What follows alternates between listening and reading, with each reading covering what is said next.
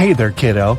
Time to shake the rust off your magnifying glass and put on your detective hat. Yeah, you look good in it, trust me. Ready? Let's go. Luke took part in a scientific experiment, but something went wrong. He ended up in a place where there was nothing but three portals.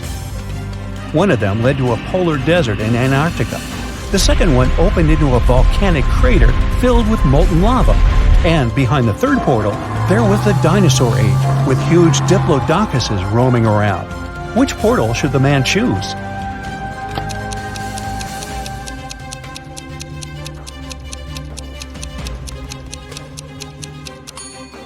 Luke would freeze in no time in a polar desert. Molten lava isn't even an option. But diplodocuses are totally harmless to people. They only eat plants. Luke just needs to stay out of their way. Martin was playing tennis with his friend David. At one point, he hit the ball a little bit too hard. The ball flew into the air and fell down a hollow fence post. The post was quite narrow, and the ball barely fit there, but still, it got to the very bottom. Try as he might, Martin couldn't get the ball out of the pipe. Luckily, David had an idea. In no time, the guy helped Martin get the ball back. How did he do it?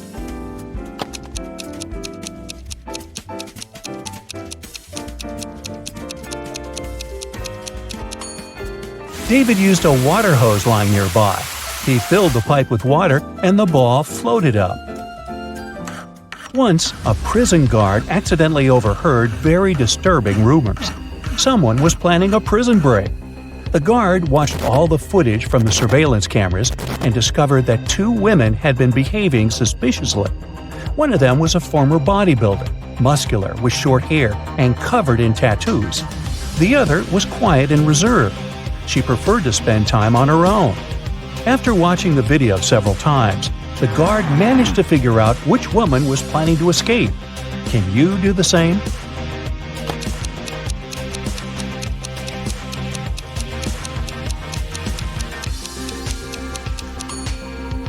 It's the second prisoner. If you look attentively, you'll notice a file in her bun. She can use it to cut through the metal bars. Rachel called the police early in the morning. When they arrived, she told the officers her story. "I work in a museum. Yesterday, I took home several ancient books. I wanted to do some research. But then a blackout happened. I lit a couple of candles and continued my work. Suddenly, I heard the doorbell ring. When I opened the door, someone in a black mask hit me on the head. When I recovered, the books were gone." Detective Anderson arrested the woman for misreporting. Why?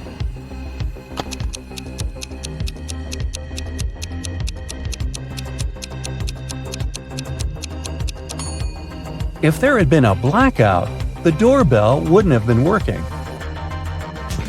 Look at these photos. One of them is photoshopped. Can you figure out which one?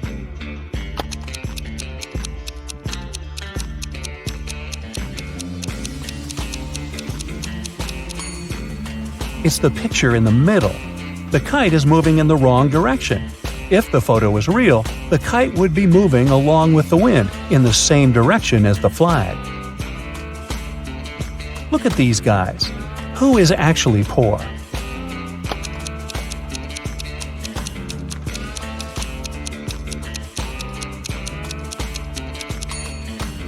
The guy in the blue shirt. Both men are looking into the mirror.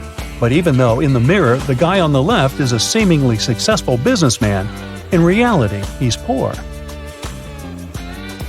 A police officer was patrolling the streets on a winter evening. Suddenly, she saw a person in a black mask sneaking out of a house through the window, who was carrying two large bags. The officer realized it was a burglar. She ran after the criminal, but they turned the corner and disappeared. The officer understood the criminal had hidden in one of these houses. But which one?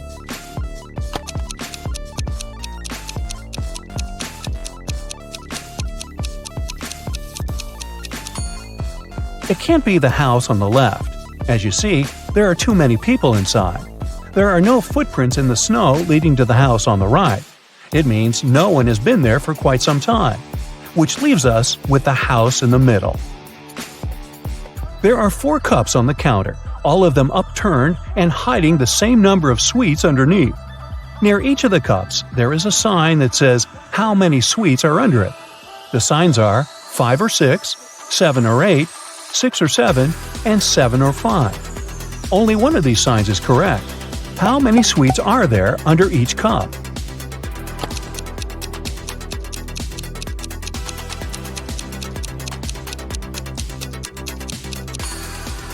Since only one sign is correct, the right number can't appear twice.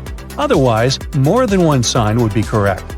It means that there are 8 sweets under each cup. Mark's math teacher was very displeased with how many classes the guy had missed, but he decided to give the student one last chance. If you solve this riddle, I won't inform your parents. You need to write 45 only using the number 4. How can Mark do it?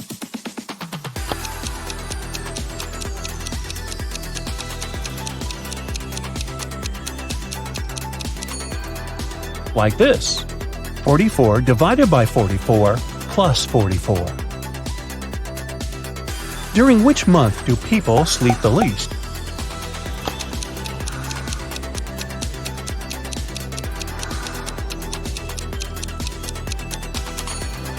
During February. It only has 28 or sometimes 29 days. After a bank had been robbed, the police found a bag with money in the park. It was lying among cacti. The police officers arrested 3 suspects. It didn't take long to figure out who the bank robber was. Do you know who it is?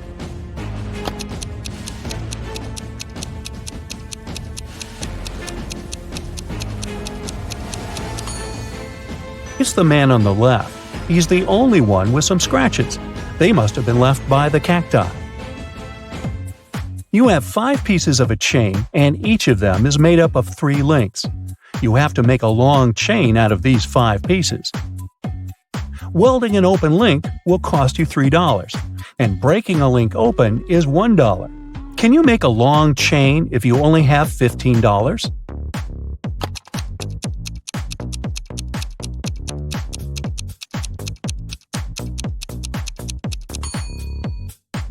First, take one piece of chain and break all of its 3 links open. That'll cost you $3. Then, link the remaining 4 pieces of the chain with these open links. Welding these links will cost you another $9. In total, you'll only pay $12. Thomas was a traveler who needed to get to town X. Sometime into his journey, he reached a fork in the road. He didn't know which road to pick. Only one way led to the town. Luckily, he saw 2 men standing by. The problem was that one of them always lied, and the other one always told the truth. But Thomas didn't know who was who. Even worse, the men were quite unfriendly and agreed to answer only one question. So, which question should it be?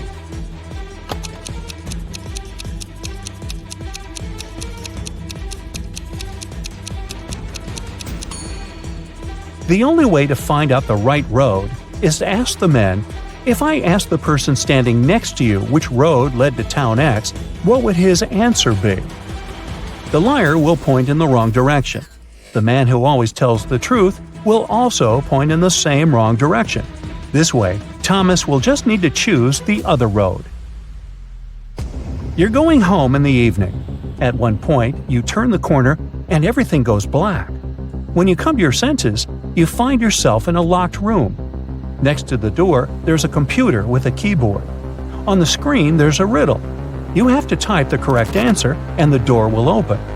The riddle sounds like this. It makes 2 people out of 1. What is it? Can you figure out the answer?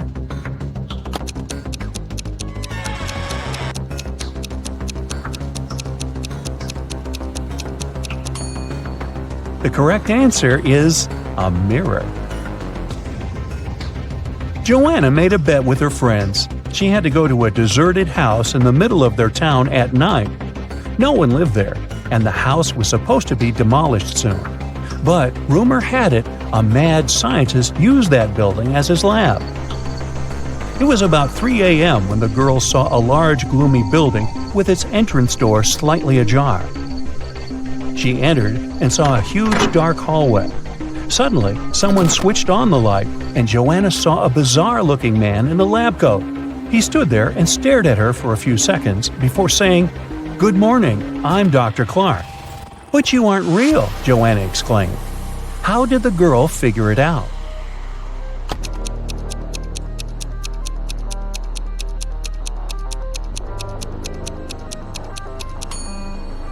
Even though the scientist had a reflection in the mirror, he didn't cast a shadow. It was a hologram. Edward and Stan are best friends. Edward lives with his wife, Leah, and Stan lives alone. Can you spot Stan's house?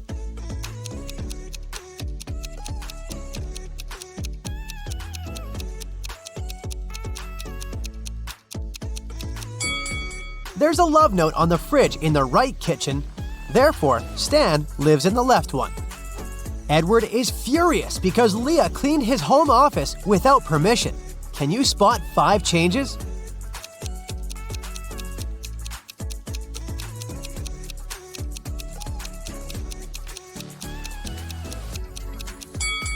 Here they are. A lot of neighbors gather for Edward's garage sale. One of them is a robot. Can you guess who?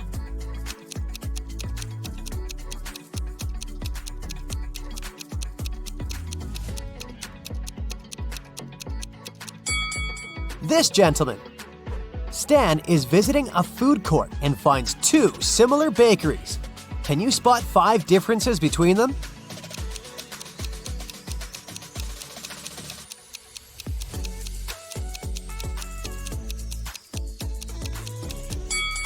Over here. What about these burger places? Can you find 10 differences?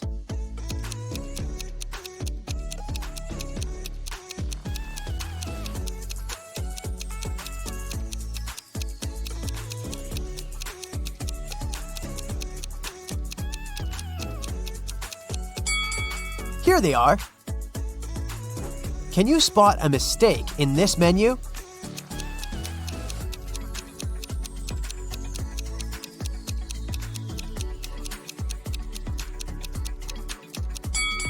Tuna isn't an ice cream. What about this coffee menu? Any mistakes?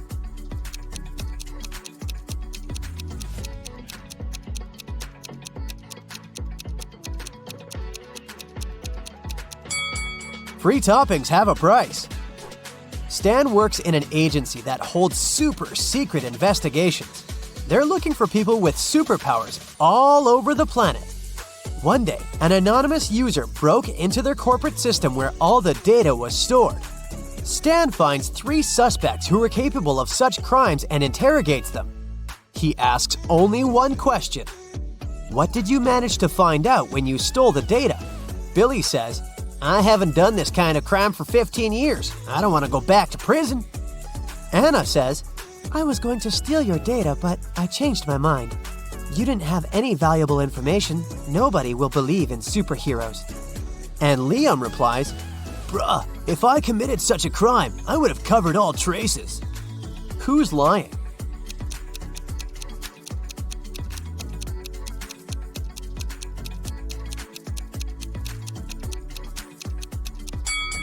Anna. She couldn't have learned the secret information without breaking into their system.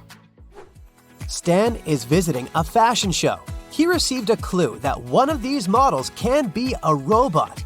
Can you guess who?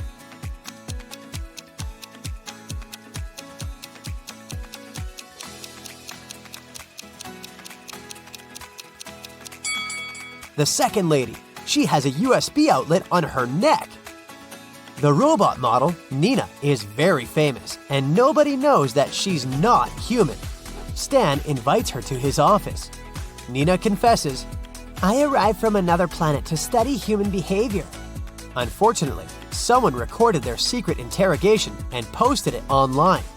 Only 4 people were in the office at that moment. Stan questions them.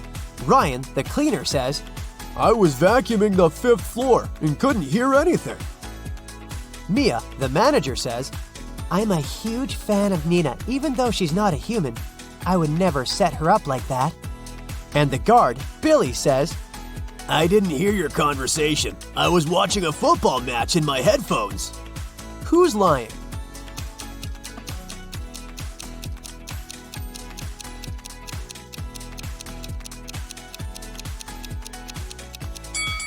Ryan. Their office is a 4-story building. Nina invites Stan over for dinner. She lives in a big, circular house with a maid, a butler, and a gardener. Nina goes to her room to change. Suddenly, Stan hears her scream and runs to her. Oh no, someone broke into my safe and stole my diamond necklace. Stan interrogates the staff. The butler says he was organizing the library. The maid says that she was dusting the corners. And the gardener says she was watering the roses. Who's lying?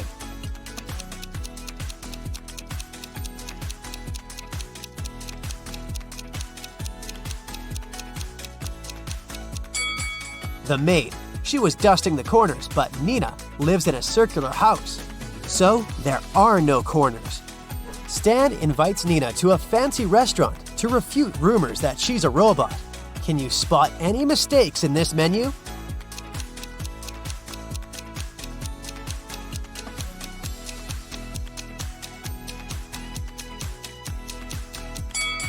They confused pomegranate with meat. Stan leaves the table to wash his hands and returns in 2 minutes. Can you spot 5 changes?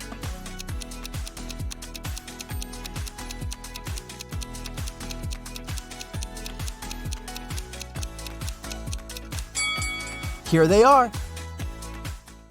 Nina slips and falls on the floor.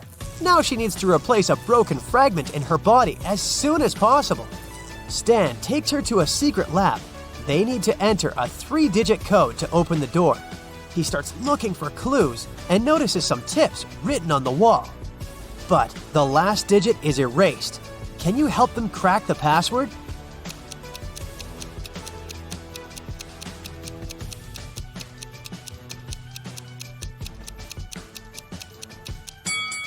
The digits indicate the points of intersections of the lines.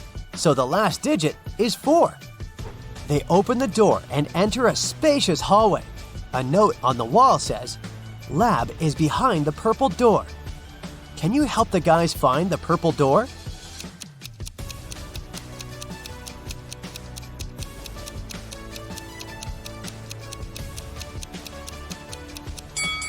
The first door is wooden, but it has an inscription and an arrow indicating that the purple door is on the right. The second door is painted blue and red, so it doesn't fit. Let's take a closer look at the third door. There is purple color under the layer of yellow paint, so the guys choose this door. Nina throws a party at her house and invites Stan. He receives an anonymous message.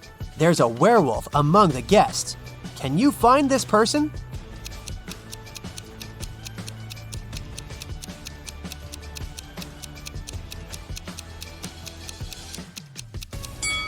The first lady is wearing very long nails, and the second guy has a heavy beard. But it doesn't prove anything. But let's take a look at the third lady. She's trying to hide her shiny yellow wolf eyes under her fancy sunglasses. In the kitchen, Stan meets 3 chefs preparing delicious meals. One of them is a criminal. Can you guess who?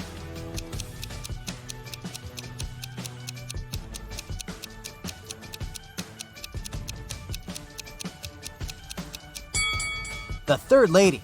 She's adding glass fragments to the food. Stan calls the police and they arrest the third chef. She confesses that one of the guests, John, bribed her. He asked her to put glass in Stan's plate, but there are 3 Johns at the party. The officer asks one of them just one question. How do you know Stan? John 1 says, I'm a billionaire and I don't do interrogations without my lawyer. John 2 says, I came here to see Nina because she's my crush. I've never seen Stan before. And John 3 says, Stan and I went to the same college. I haven't seen him for many years, but today we met by chance. Who's lying?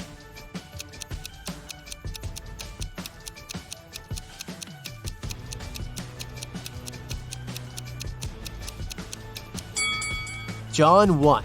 He's wearing a fake Gucci sweater. It's unlikely that he's a billionaire. The next day, Stan wakes up in a dusty basement. A creepy voice says that Stan can pass through one of these 3 doors. Behind the first door, there's a tank with crocodiles. Jungles full of wild animals are hiding behind the second door, and there's a giant blue whale behind the third door. It can easily swallow an adult human.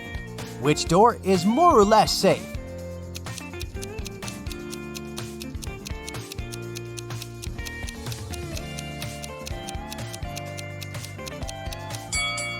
Stan should pick the third door. Whales can't survive without water. Therefore, it's not a threat. Stan returns to his office and finds out that someone has stolen the most expensive superhero costume from the lab. Only 3 people knew about this artifact and had a key: Mia, Billy, and Rose. Stan questions everyone. Mia says, "I was feeling sick yesterday, so I went home." Billy says, "I locked the office at 10 p.m. and carried my key with me." And Rose says, "I carried out technical testing of the suit in the afternoon. After that, I locked it up and left." Who stole the costumes?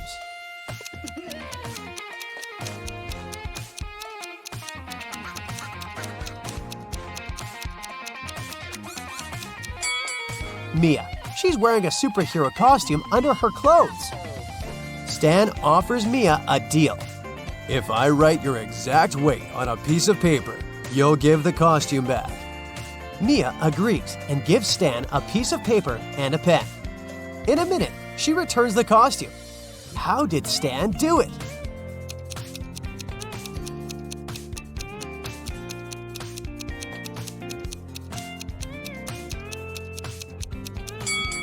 Stan literally did what he said. He wrote the phrase, "your exact weight," on the paper. Stan needs to find new investors for his agency. That's why he's meeting 3 people, and each offers Stan a deal. Mallory says, "I used to have unique superpowers when I was little, but I didn't develop them. Now I'm old and rich, and I want to invest in your lab to help people like me." Cherry says, "My parents left me billions of dollars. I want to invest in progressive projects." And Alfred says, "Look, I can help you develop your agency, but I want to have a controlling stake and hire my own staff." One of them is a liar. Can you guess who?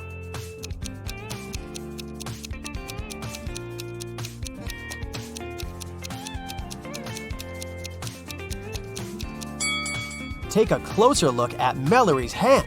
She's a robot. Therefore, her story is a lie, because robots don't age. Look at these guys in masks. Can you tell which one isn't human?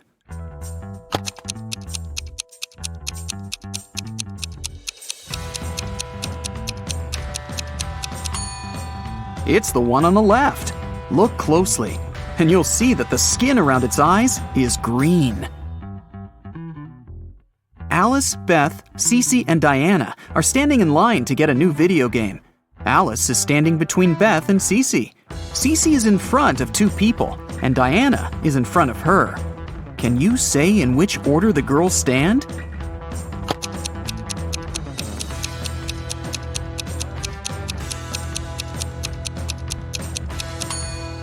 There are 4 of them.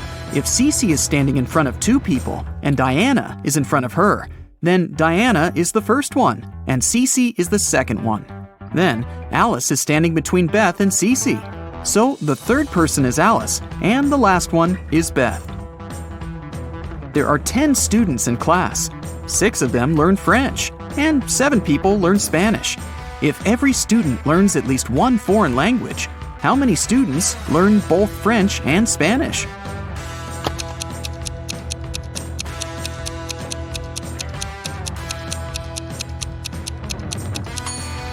Six plus 7 is 13. And since there are just 10 students, the additional 3 are the ones that learn both languages. A police officer was following a robber around the city. Suddenly, the criminal rushed toward a hospital and disappeared. When the police officer entered the building, she saw 3 people. One of them must be the robber, who had dressed up to pretend to be a doctor. Can you tell who the criminal is?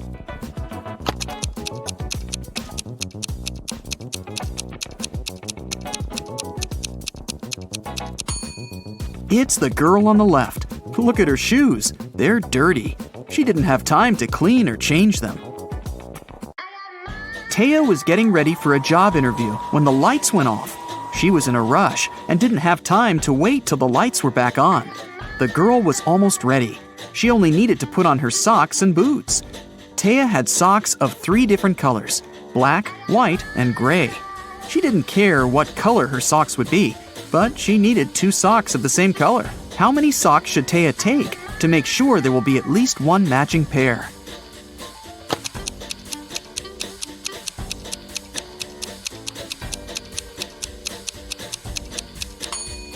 She just needs 4. Even if the first 3 are of different colors, the 4th one will either be black, white, or brown, matching one of the others. Devin takes a bath only on even days of the month. How many times a year does he take a bath?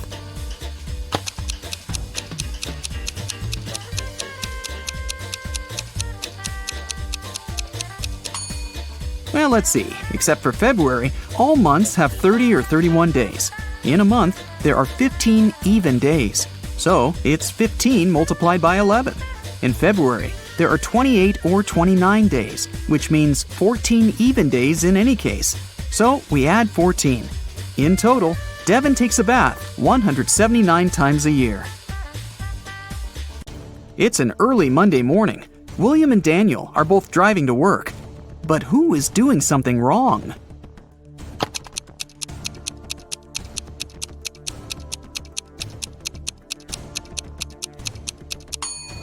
Daniel, look, he's driving way above the speed limit. Cassie and Fawn are also driving above the speed limit because they're in a hurry. Cassie is late for her interview, and Fawn is rushing to a hospital. Who's breaking more rules?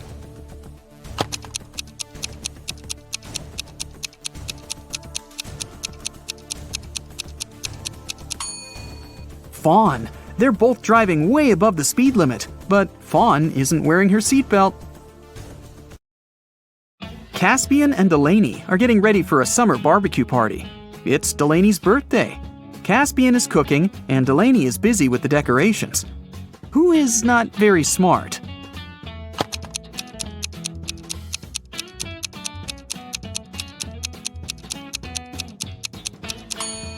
Caspian. He's left the meat in the sun, and it's slowly going bad while he's cooking.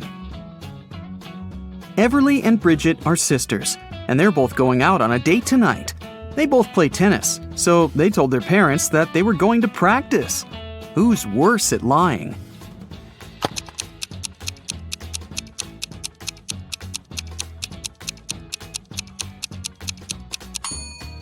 Bridget.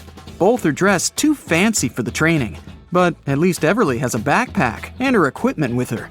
Her parents will probably think she'll change later. Bridget doesn't even have her tennis racket with her. Nellie and Genesis are cleaning windows in their house. They're both in a pretty dangerous position now, hanging out of the windows. But who's in greater danger?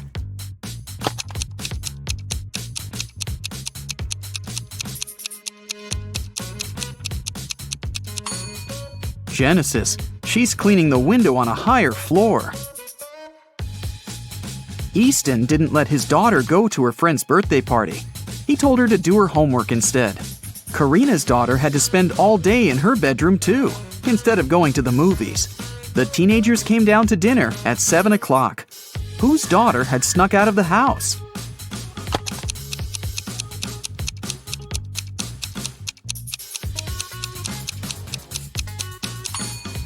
Easton's. It's raining, and his daughter's hair is wet. She must have been outside. Esme was having a walk in the forest and got lost. She tried to find her way back, but instead, she stumbled across a witch's house. She petted a black cat and asked the witch to take her back home. The witch was busy with some math, and she had a riddle for Esme. If she solved it, she'd be free to go. If not, Esme would have to stay with the witch forever and do math with her. Using only pluses and minuses, Esme had to make this equation correct. Can you help her?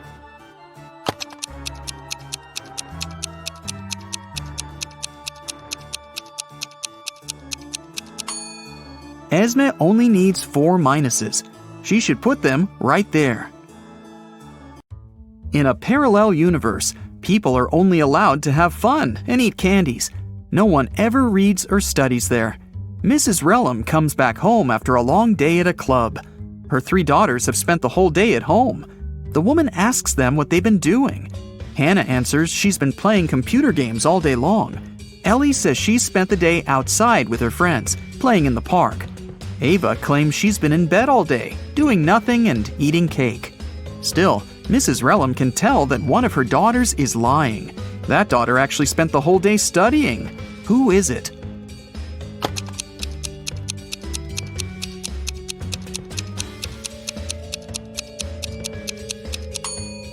It's Hannah. Take a closer look at her desk. There's an open book and a copybook. If she was playing computer games, they wouldn't be there. Emmeline was at her chemistry exam, trying to get an A. Unfortunately, the professor gave her a task that she couldn't solve. Then the professor asked her to crack a riddle to see if she could think fast. I have 3 daughters. Rain is now twice as old as Phoenix will be when Calliope is as old as Rain is now. Who is my oldest daughter, and who is the youngest? Can you help Emmeline crack this riddle?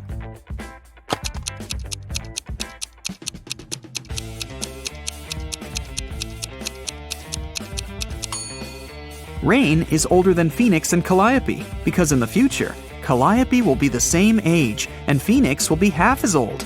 So obviously, Calliope is the middle sister and Phoenix is the youngest. 4 friends were driving to a neighboring city. The driver got distracted and got into a car crash. A police officer arrived and started an investigation. He asked who was driving, but no one wanted to take the blame.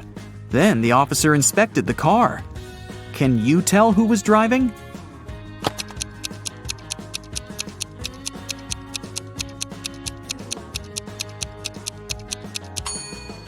The driver was the blonde girl. Look, there's a sweater on the driver's seat. She's the only one not wearing a jacket or a sweater, so it must belong to her. Let's test how attentive you are. Here's a ball and 3 cups. I'll put the ball here in the middle cup. Your task is to watch the ball and then tell me where it is. Ready? Go!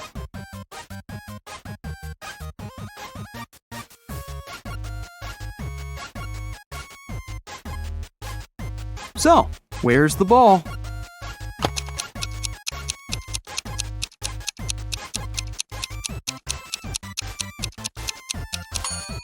Look, it's in here. Did you get it? Okay, let's try once again. Now I have 4 cups, and I'll be moving faster. I'm putting the ball right here. Watch it closely.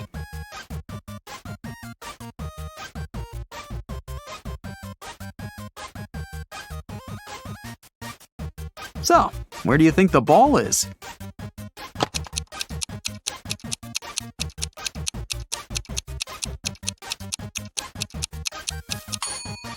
It's in this cup. Now let's make it extra hard and check if you can still get it. 5 cups, even faster than before. Ready? Here we go!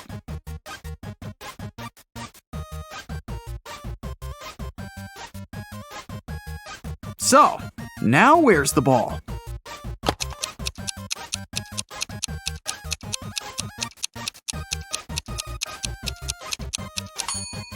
Yeah, it's right here. If you got it right, you have my absolute respect. Mrs. Lawrence has 4 children. 3 of them are daughters, Kennedy, Aurora, and Serenity. And 1 is her son, Everett. They are 13, 16, 20, and 21. Guess how old each of them is if the youngest child is a girl. Kennedy is older than Everett, and the sum of the ages of Kennedy and Aurora can be divided by 3.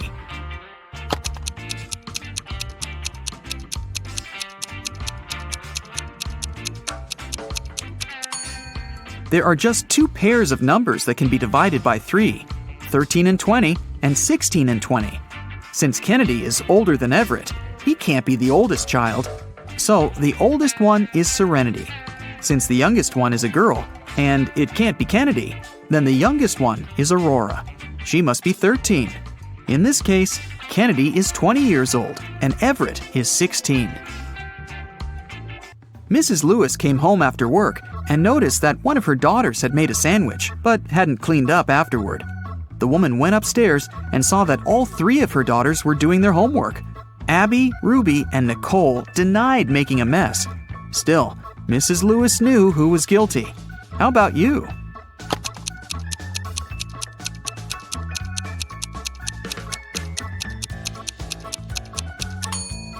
Look at the kitchen attentively. There's some butter on the right side of the knife, which means that the person who made the sandwich was left-handed. Mrs. Lewis only has one left-handed daughter, and that's Nicole. 6 siblings, Ingram, Regala, Corona, Agnard, Ardumo, and Modnor, founded a magical school. A pair of siblings founded each house of this school, Rymeth, Madlo, and Demora. 1. Each house was founded by a brother and a sister. 2. Corona and Regala founded Rymeth and Madlo, but not necessarily in this order. 3. Ingram and Ardumo founded Madlo and Demora, but not necessarily in this order. 4. Agnard and Regala founded the same house. Who founded each house?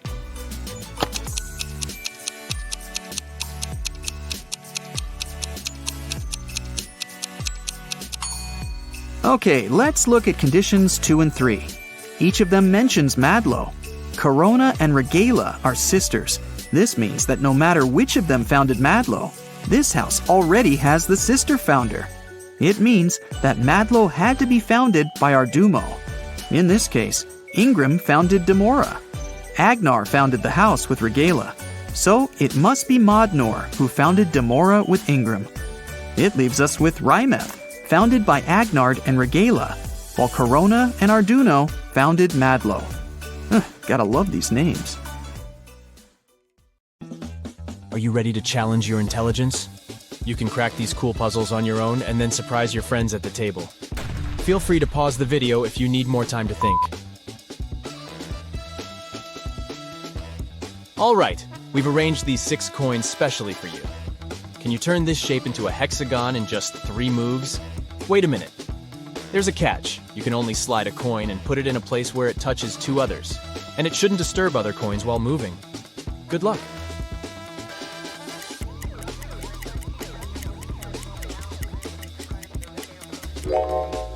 Well, have you cracked it? Here's the right answer. Move 1, 2, and 3. Voila! Our perfect hexagon is ready. You can also use this riddle in reverse to challenge your friends. Here's another riddle with a hexagon shape. The task is to arrange these coins into a triangle with only 4 moves. The rules are the same. Every move should consist of sliding just 1 coin to a new location, where it touches at least 2 other coins. Are you ready? Let's get started.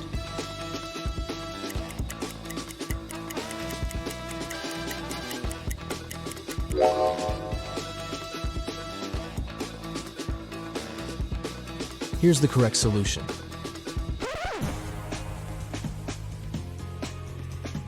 And now the challenge is to make a cross with 5 coins going vertically and 5 horizontally. But you can only move 2 coins. Sounds impossible, but there's actually a way out. Good luck.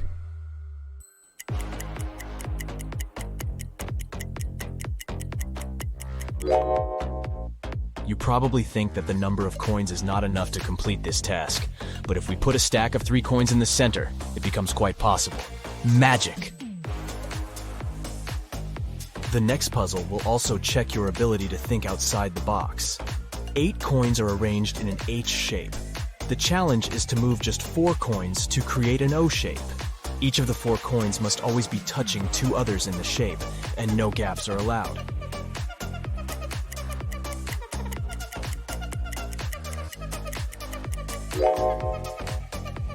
Alright, let's see the answer. 1, 2, 3, and 4. It's a lot easier than it seems. It took 10 coins to build this triangle. Can you flip it upside down by moving only 3 coins?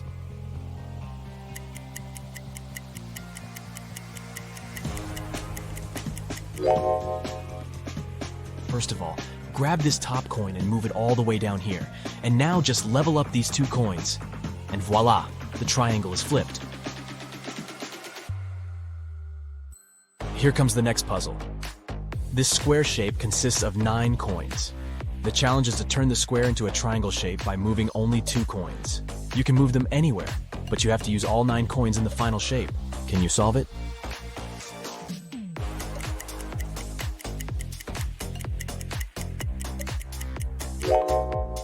Ready to see the answer? Just move these 2 coins, and there you have it.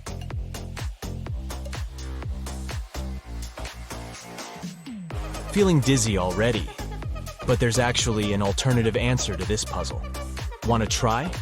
Let's put the coins back in the initial position and think again.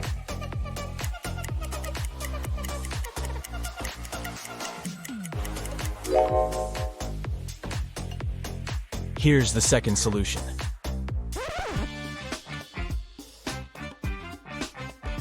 The next task is to move just 1 coin and make 2 lines. Each line should consist of 4 coins. Can you do it?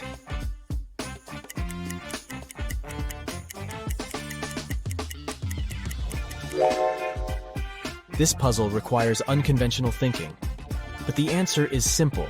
You should only put this coin over here and there you have it. Let's go ahead and try to crack the next puzzle. The task is to move just 3 coins to reverse the entire shape. Can you do it?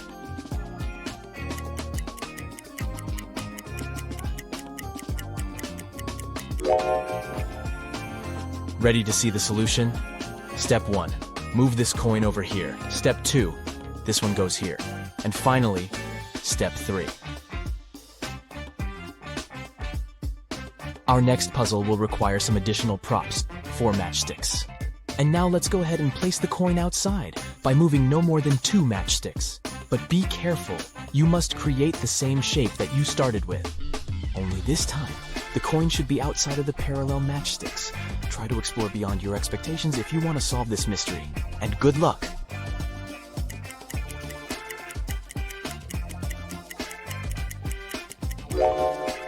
Well, how's it going? Here's the solution. Slide this matchstick like this, and put this one over here. A billionaire wants to expand a swimming pool in his garden and asks for your help. But there are 4 old oaks nearby, and you cannot remove them. Can you add 4 matchsticks and rearrange the entire shape to create a new square swimming pool?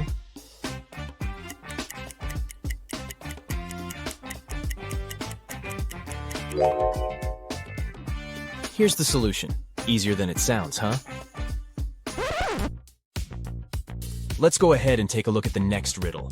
Here's a square. Each side is built of 4 matchsticks. The challenge is to add 10 matchsticks and split the initial square into 4 areas with the same size and shape.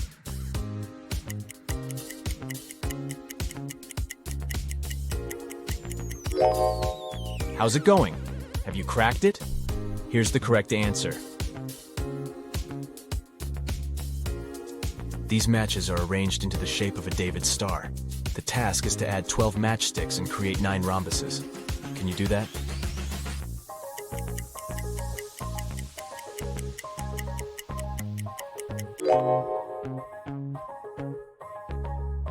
Here's the complete solution.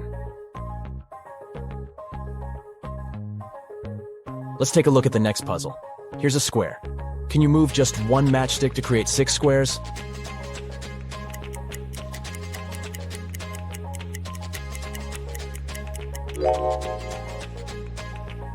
Voila, 1, 2, 3, 4, 5, and 6. There are 10 matchsticks placed in 2 directions, 6 placed vertically and 5 horizontally. The challenge is to move 1 matchstick so that there are 6 matchsticks in both directions.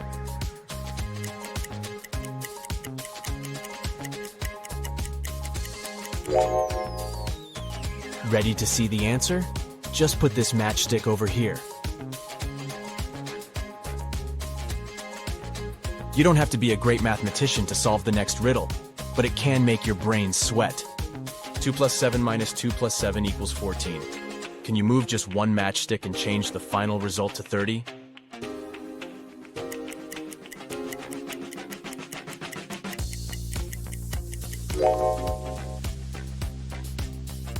Voila! There are 7 matchsticks on the table. The task is to arrange them so that each touches the others. Can you do that?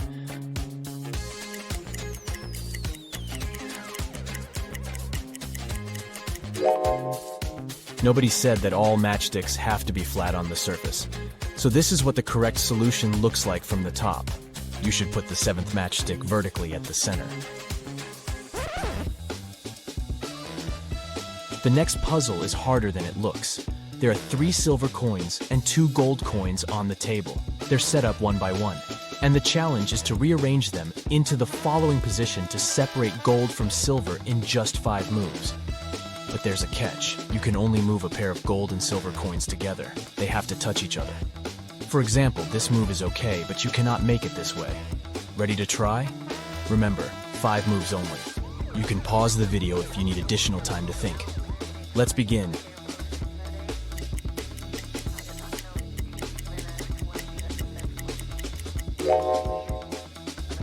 Ready to see the solution? Step 1, move this pair over here. And now steps 2, 3, 4, and 5.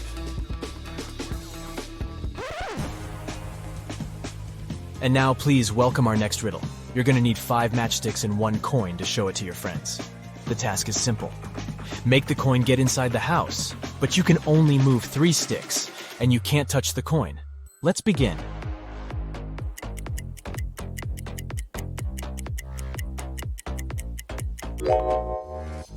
Ready to see the solution? Step 1. Move the bottom stick in an upward direction like this. Step 2. Move one of the walls like this. And step 3. Move the bottom stick in an upward direction as shown. And there you have it. Great job! The next puzzle will require 24 match heads. They're arranged in the number 58. The challenge is to remove some match heads and create a number that is less than the original 58 by at least 50. Can you figure out the minimum number of match heads that should be removed?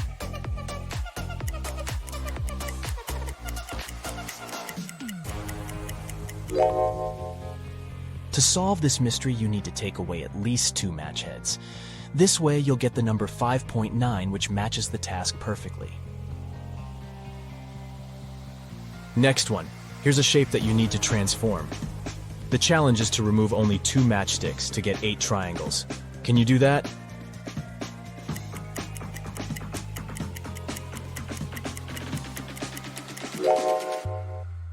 Here's the solution.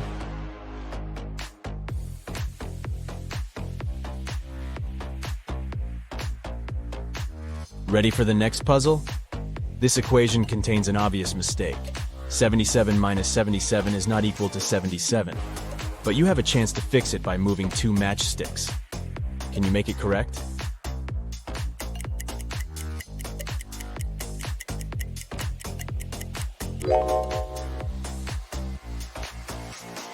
Here's the solution. The next challenge is to place 6 matchsticks to divide the square into 4 pieces of equal area and the same shape with 1 coin inside each piece. Let's add some grid lines to make the task a little easier.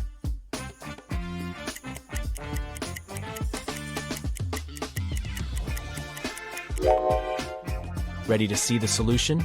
Here we go. With 4 matchsticks, you can easily divide the square into 4 similar pieces. But you're given 6 matchsticks, and the task was to separate all coins. That's why you should use more sophisticated shapes and place the matchsticks like this. And we get 4 similar pieces with 1 coin in each. Let's go ahead and crack some geometric puzzles. How many triangles do you see in the picture puzzle below?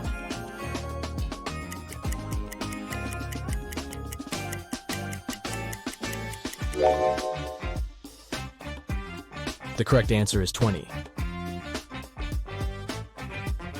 What about this picture? Can you count the correct number of triangles?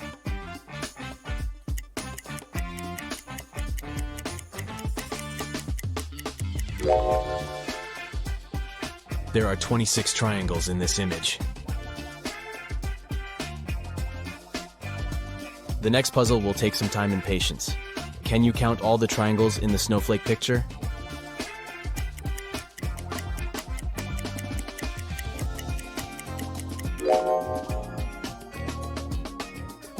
The correct answer is 56.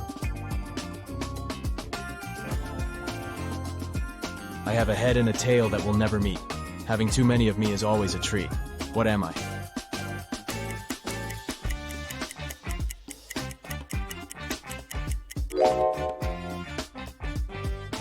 The correct answer is a coin.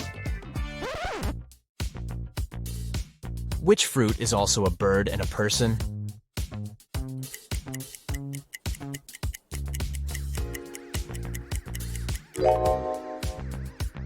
Kiwi. It's a bird and a fruit.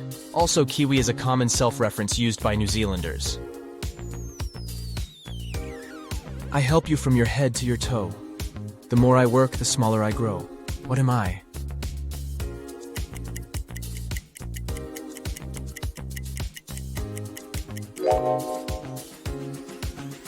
I'm a bar of soap.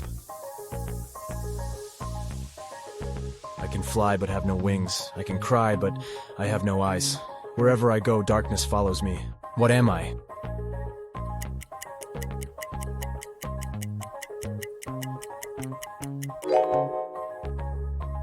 The correct answer is louds.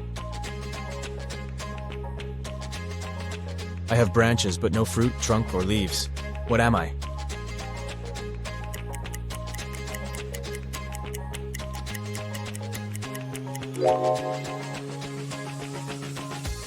I'm a bank. I have many teeth, but I can't bite. I'm often used early, but rarely at night. What am I?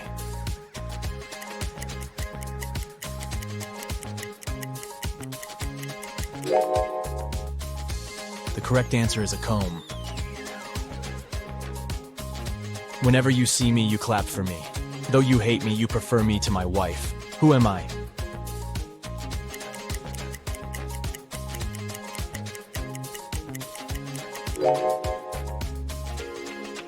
I'm a mosquito. I'm a word of 5 letters. My first 2 letters indicate who I am. My first 3 letters are used to cure disease. My last 3 reverse letters indicate a young guy. My 4th, 3rd, and 2nd letters in order are a fruit drink. If you manage to get me, you must be proud. Who am I?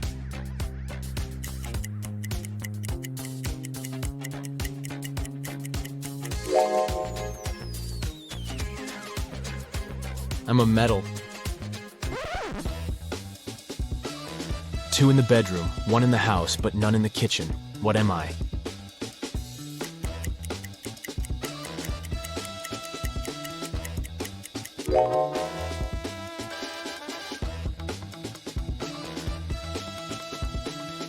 The correct answer is the letter O. Let's say you're a math teacher, and your student tells you that removing 1 from 11 makes it 10, and removing 1 from 9 makes it 10. Is your student wrong?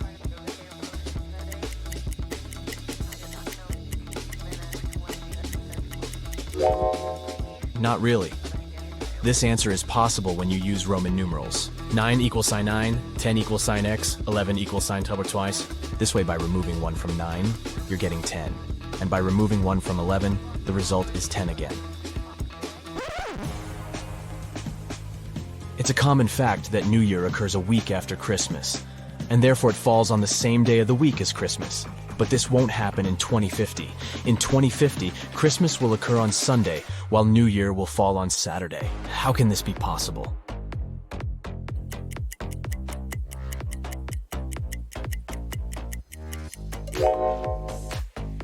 To solve this mystery, we should read the question very carefully. New Year does fall after Christmas, but that happens in 2 different years. The question is put up against the year 2050, so there will be 51 weeks and 2 days in between them, as New Year will appear on January 1st, 2050, and Christmas will happen on December 25th, 2050. Take a look at this picture. Can you figure out what's wrong here?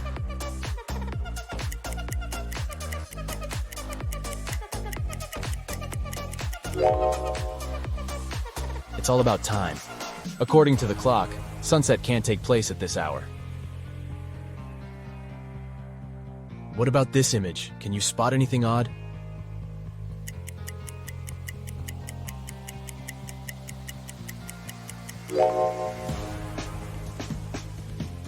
Min and Max are on the wrong sides. Let's go ahead and take a look at this bus stop. Can you find any weird details?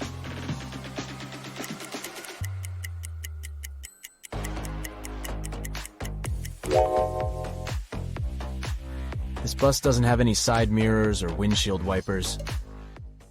Louis returns home after sunbathing on a beach. He turns on the stove to make an omelet. Sometime later, while he's having breakfast, someone knocks on his door. Several men introduce themselves as maintenance workers. They tell Louis about a gas leak in his apartment and ask him to evacuate immediately. Louis slams the door in their faces and calls the police. He's sure these guys are thieves. Why would Louis think that?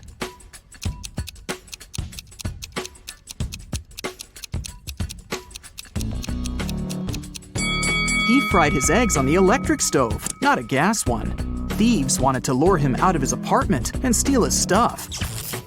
6 people got stuck on a desert island. They know a helicopter will arrive in a few hours, but they need to eat something now. They have a pot, a bottle of fresh water, and 5 potatoes.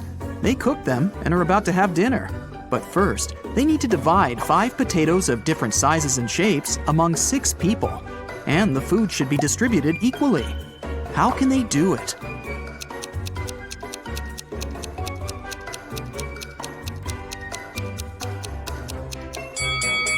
Easy. They should just prepare mashed potatoes. One famous film director loved it when people spoke about him, even if it was something negative. Once, he made a terrible movie. The man wanted people to hate it. Critics and viewers called his movie bad, unacceptable, ridiculous, and embarrassing every day. And the director enjoyed it. A couple of years later, in an interview, he asked a journalist, "So, what do you think about my latest movie?" The journalist replied shortly, but his answer offended the director. What did the journalist say?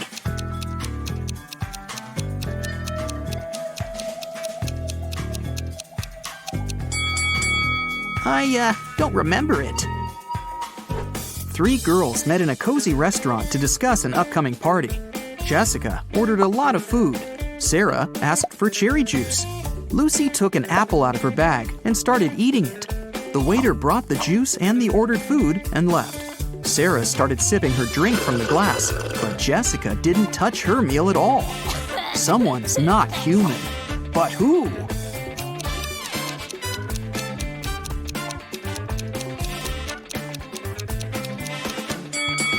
It's the waiter. Did you see that his hands were covered with scales and his pupils looked like those of a snake? A traveler is walking through a dense Amazon jungle. He's looking for a unique artifact that once belonged to an ancient tribe. If his mission is successful, he'll sell his find for millions of dollars. He comes out of the jungle into a wide clearing and sees 2 caves. They're both filled with traps, but only one of them contains the treasure. The traveler's sure he'll be able to deal with all the dangers, but only if he chooses the right cave. Which cave should he opt for?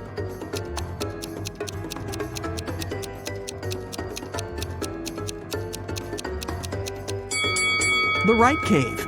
See, the entrance is overgrown with cobwebs. This means that no one's been there for a very long time. All the other treasure hunters entered the left cave, and they never came back. Mark's friends invited him to a picnic. He arrived at the place, walked around the house, and saw a group of 8 people. None of them was his friend. It was the wrong house. Before leaving, Mark noticed that 3 people in that group were androids. Can you spot them?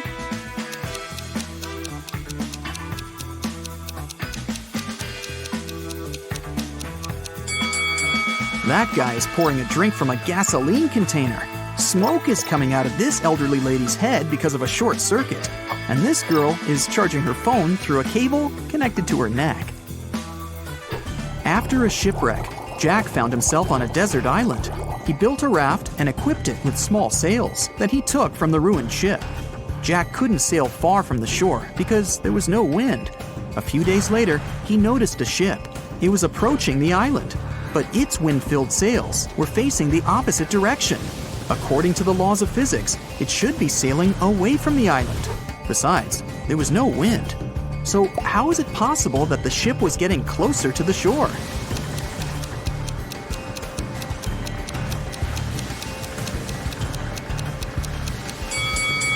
The ship was equipped with a motor. Richard is walking through the forest barefoot because some monkeys have stolen his shoes. He's cold and hungry. Fortunately, he spots a hut. Smoke is coming out of the chimney, and light is shining through the windows. 3 paths lead to the house. The first is covered with red-hot coals, and there are loads of rusty nails on the second one. And the third path is littered with broken glass. Yikes! Which way should Richard choose?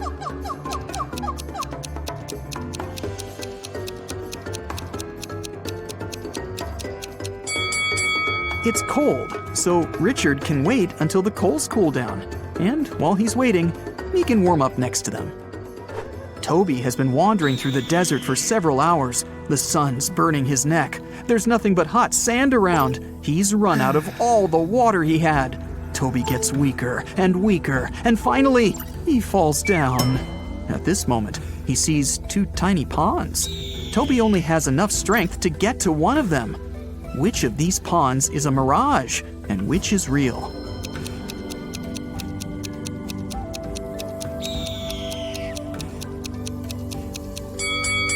The left pond is real. See the clouds above it? It rained there, and the rainwater formed the pond. At the edge of the forest, quite far from the village, there was an old house. Its owner found his TV broken in the morning. Someone had smashed the screen. The owner called everyone who had been in the house that night: a cook, a cleaning lady, and a lawyer. "Who broke my TV?" the man asked. "I was cooking dinner. I didn't touch anything," the cook said. "I was cleaning the basement," the cleaning lady answered. "I was upstairs. I spent the whole night studying the documents," the lawyer replied. One of them is lying. Who is it?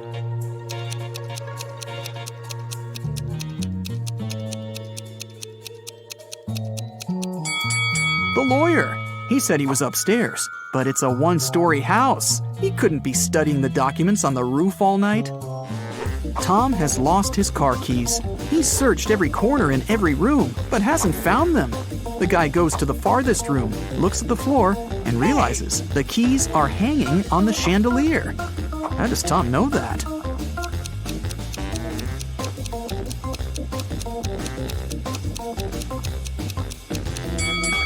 The floor is reflective. An elderly philosophy teacher began an exam. His students were sitting in their seats, listening to him. "Here's a task for you.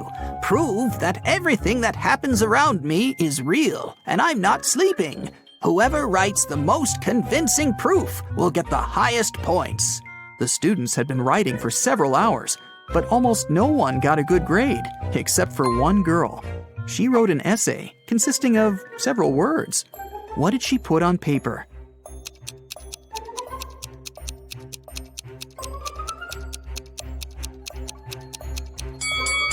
You can't read this if you're asleep. By the way, you can use this tip while sleeping. It's almost impossible to read anything in a dream. Therefore, to find out whether you're asleep or not, look at your phone and try to read something. There was an old haunted house in town. Local people were afraid to go there, but one day, 3 girls and 2 boys decided to check that place out and record whatever was happening there. They approached the scary building, but one guy, Rob, refused to come in. He said he would wait for his friends outside. The rest of the group went into the house. Rob was nervous. After waiting for them for a few minutes, he was ready to call someone for help. But all 4 girls and 1 boy returned at this moment. Rob realized there were ghosts in the house and ran away from there. How did he know that?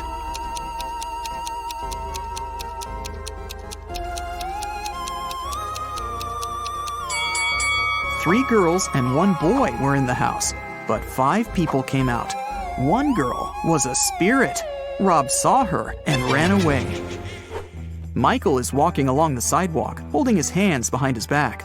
A car appears from around the corner behind him. At this moment, Michael is walking near a big puddle. The driver accelerates. He's going to splash the water all over Michael. But at the last moment, he suddenly slows down and drives around the puddle. Why didn't he drench Michael?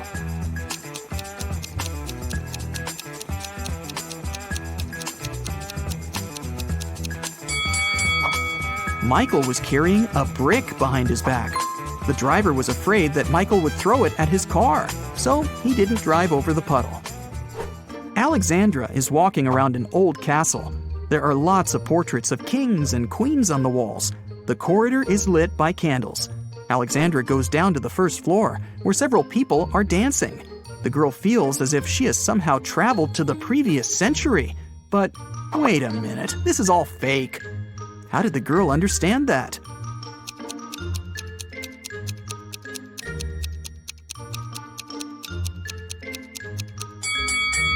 A hidden camera is installed in the corner of the hall.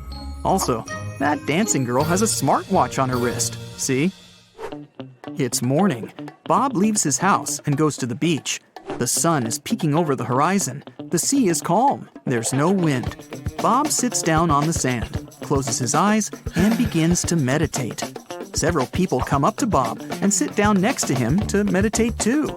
Bob opens his eyes, sees them, and realizes that something's wrong with these people. But what?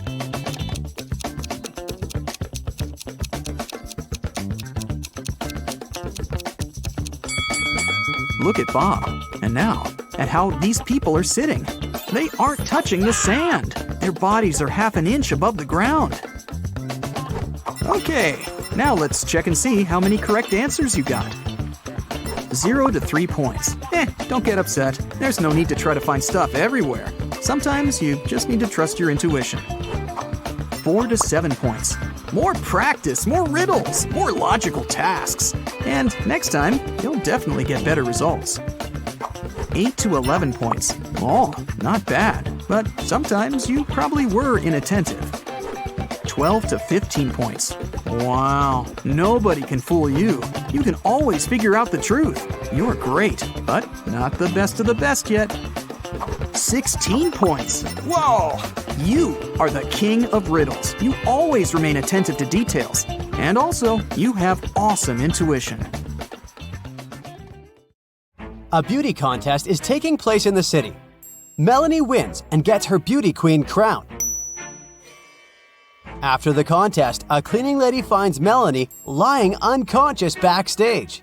The detective arrives at the crime scene in 20 minutes. He asks the suspects just one question. What were you doing within the last 20 minutes? Holly, the rival, says, I was taking selfies with my boyfriend. Steve, the photographer, says, I was taking pictures of the contestants. Mr. Bold, the judge, says, I was talking to my wife. And the cleaning lady, Stella, says, I just found Melanie and called 911 right away. And then I just stayed with her until the doctor's arrival. Who's lying?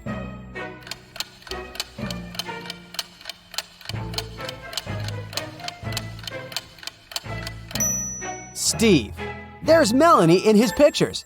Therefore, he couldn't have taken them within the last 20 minutes. Bella comes on a famous TV show for money. Her last task is to put her hand in one of 3 tanks. There are gold bars in each of them. She's allowed to get them if she can. One tank is filled with boiling water, and the second one with acid that will burn any flesh. And the third tank is filled with venomous scorpions. Which tank should Bella put her hand in?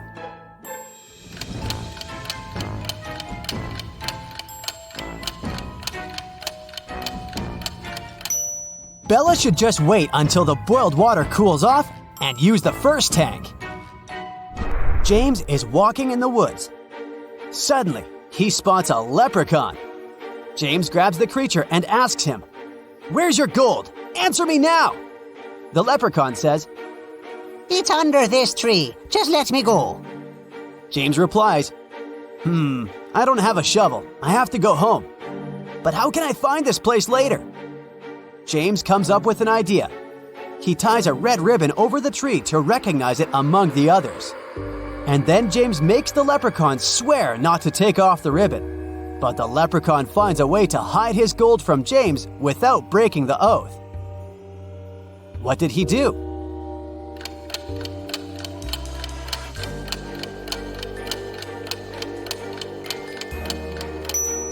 He tied a red ribbon on every tree in this forest. Tricky leprechauns.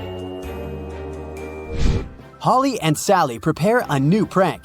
They go to school at 5 a.m. and sneak into the classroom.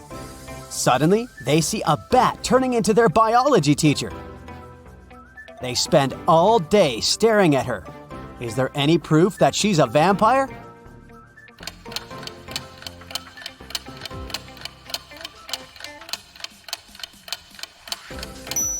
Take a look at her coat. She's hiding a very peculiar object in her pocket. Let's take a closer look at this group of people.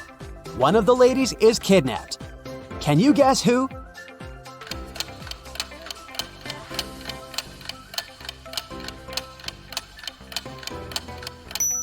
It's the lady on the right. If the left lady was kidnapped, she wouldn't have had a handbag with her.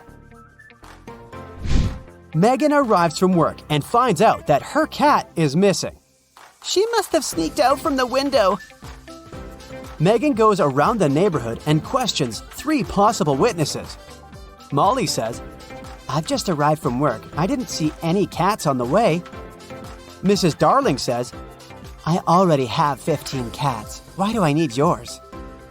Victor says, "I'm allergic to most animals, so I've never had any pets. And I don't know how to help you." Who's lying?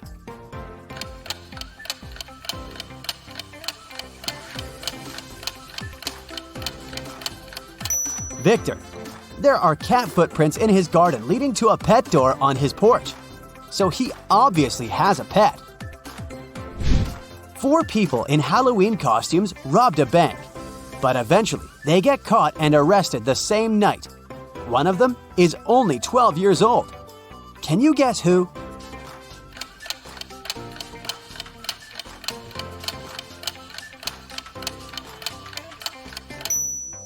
This guy. His hands are too small for these handcuffs. Which lady is richer?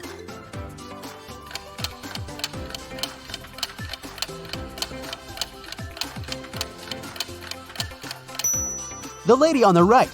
Her name is engraved on a handbag, and another woman is proudly wearing it. On Monday afternoon, students find their math teacher unconscious in the classroom. Someone attacked him during the lunch break. The police suspect that the criminal is one of the students. Can you spot this person?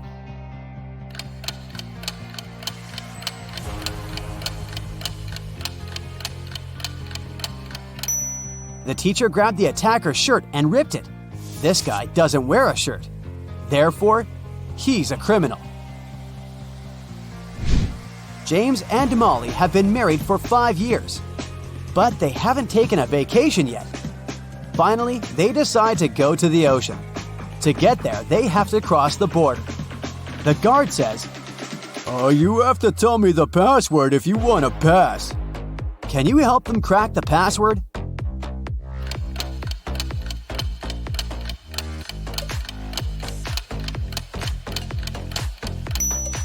You should literally count the number of benches, trees, and apples in this area. So the code is 471. Dan and Sam are hanging out on a beach. Dan plays volleyball and then goes to a beach cafe to have some drinks. Dan tries his coconut. Soon after that, he feels sick and faints. Sam calls 911 and they take Dan to the hospital. The policeman questions 3 suspects. Sam says, "He drank a coconut from this cafe and felt sick. I think the waiter poisoned him." The waiter says, "Why would I do that? Dan played volleyball before coming here and won the game. Perhaps his opponent decided to get revenge." And Kyle, the opponent, replies, "We finished the game and I went swimming in the sea." Who poisoned Dan?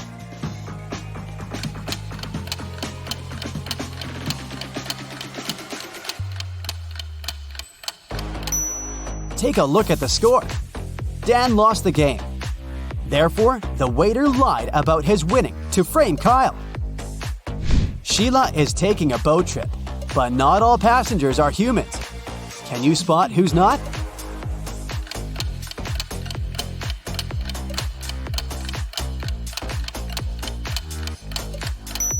Take a look at the broomstick. It's levitating. She's a witch. It's a sunny Sunday morning. Gia and her daughter Lizzie are watching TV. According to the forecast, it will be a rainy and windy day today. Gia says, "Lizzie, please don't go outside today. You may catch a cold." Gia goes shopping and leaves Lizzie home alone. She comes back in about 2 hours. It was raining, and Gia immediately realizes that Lizzie did go outside. How did she know?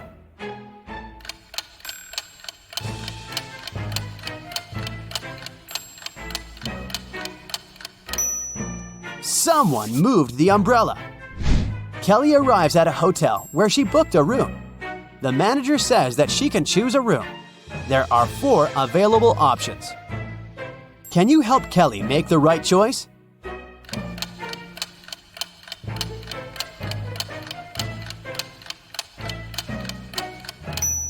There's a stinky dump behind the window in the first room. As for the second room, there's someone watching through this painting. And there's a zombie in the closet in the fourth room. So Kelly should stay in the third room. Jack is a successful lawyer. He has a small country house where he lives alone. Once he goes on a business trip, 5 days later he gets home and discovers that someone has entered his office. His enemies must have searched it. How did he know?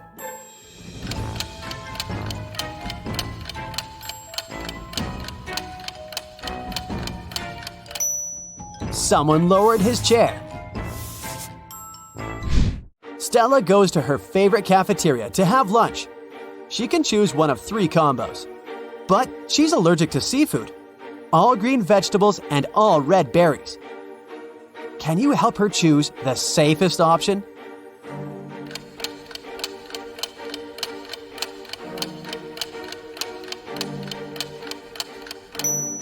First of all, let's exclude the third lunch.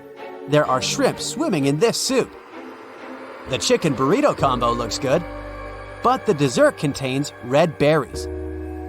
So, Stella should choose the lasagna. Lisa breaks her phone and goes to the service center. There, she meets 3 workers. One of them is an imposter. Can you guess who?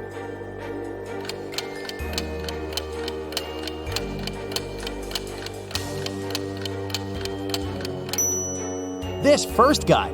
He's using a regular fork to repair the device. Peter is walking in a garden. He takes some pretty pictures of the full moon. Suddenly, someone pushes him from behind and he faints. After a while, Peter wakes up in a creepy basement. A mysterious voice says that Peter can escape through one of these 3 doors. There are multiple wolves behind the first door. They haven't been eating for 2 years, so they're very hungry and angry. There's a forest full of venomous monsters behind the second door. They hate humankind, and it's impossible to get through them alive. And there's a creepy werewolf waiting behind the third door. Which way is more or less safe?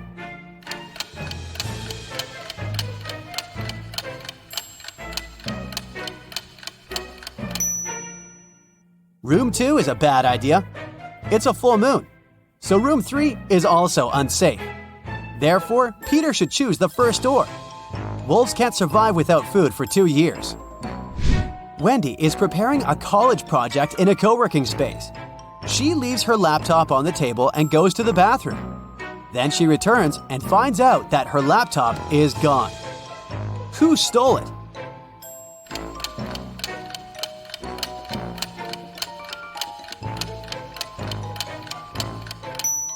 It's the lady on the right. Her hoodie pocket has an odd square shape. Aha! Today, Peter and Zach's dream has come true. They've bought a trailer. Now they're ready to begin their long-planned journey through mystical places all over the country to make their vlog. But first, they need to pack. There are 3 boxes, but the guys can only take one of them. Which box should they choose?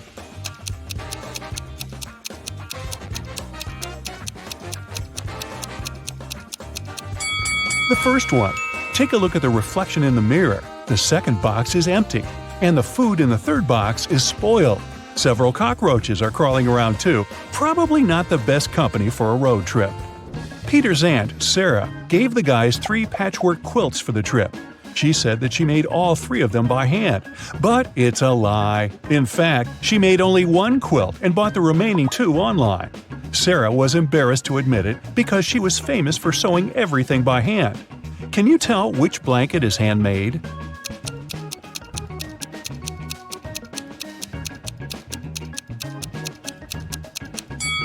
The third one. Look at this piece of fabric. It's identical to Sarah's skirt.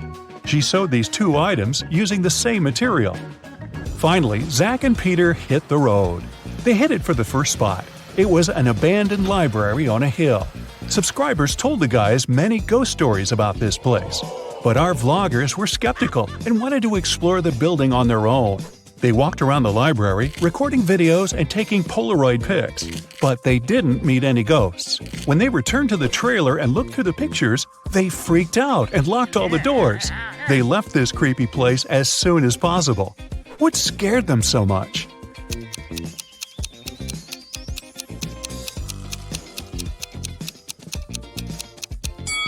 Both of them are in the photo, but then who took this picture? The guys made a stop at the local coffee shop to get some hot drinks. As soon as they came in, Peter grabbed his camera and started recording. Why?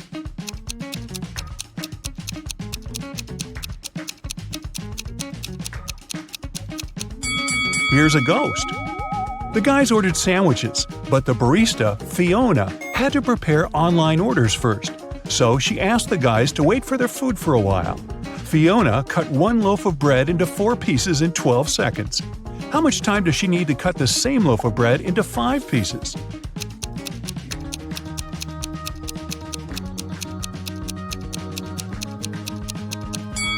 "16 seconds. To get 4 pieces of bread, she must make 3 cuts. If it takes her 12 seconds to make 3 cuts, it means she makes 1 cut in 4 seconds. If Fiona wants to cut the bread into 5 pieces, she needs to make 4 cuts. 4 seconds for each cut makes it 16 seconds in total. Oy, my head's spinning. Zach noticed a fortune teller shop in the basement. It could make great content for the vlog, so he went downstairs. But as soon as Zach entered the shop, all doors and windows disappeared. Wicked Witch offered the guy a deal. She had 2 identical cards. One of them had escape written on it, while the other said marry me. Zach could pick only 1 card. If he got the escape card, he'd be free. And if he picked the marry me card, he'd stay with this creepy witch forever.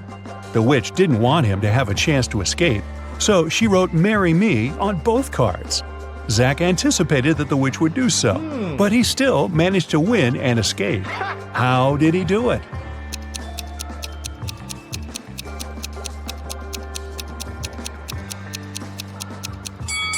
He picked a card and dropped it in the fireplace, saying it was an accident. The witch had to reveal the remaining card that said marry me. According to the rules, there had to be 2 different cards. So the witch had nothing to do but agree that the card Zach had picked and burned must have been the escape card. Peter and Zach continued their journey. In the evening, the guys saw these 3 hitchhikers not far from a bus stop. They could only pick up 1 person. Who should they choose?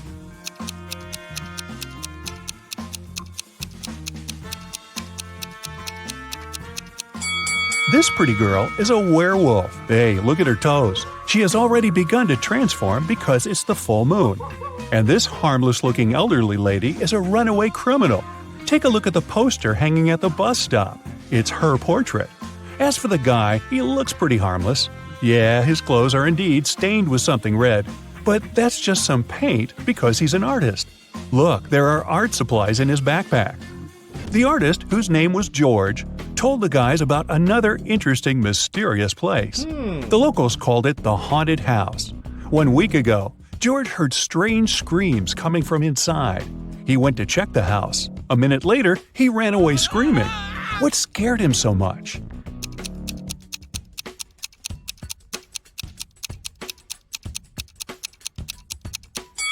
The portrait of this creepy clown is moving. Zach and Peter decided to explore that haunted house. When they entered the building, they didn't see any portraits, but they heard screams coming from the basement. They walked downstairs and found a loudspeaker that replayed the screams over and over again. There was a clown costume in the closet. Zach and Peter found 3 suspects among the neighbors and asked them just one question. What did you do 1 week ago? Mr. Daniel said, I was on vacation in Spain for 2 weeks. We came back yesterday. Jessica said, I have very sensitive skin. I wouldn't spoil it by wearing a clown mask.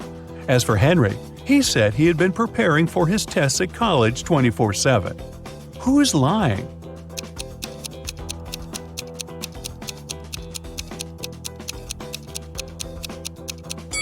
Jessica. Zach and Peter didn't say anything about the clown, but she started making excuses anyway.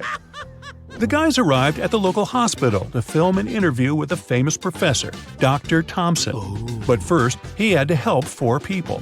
Kyle complained, I'm misophonic. I wash my hands 100 times a day. Kelly explained, I'm afraid of heights. I can't even ride a bike. Fred complained, I have a strong fear of water. I can't even look at a faucet.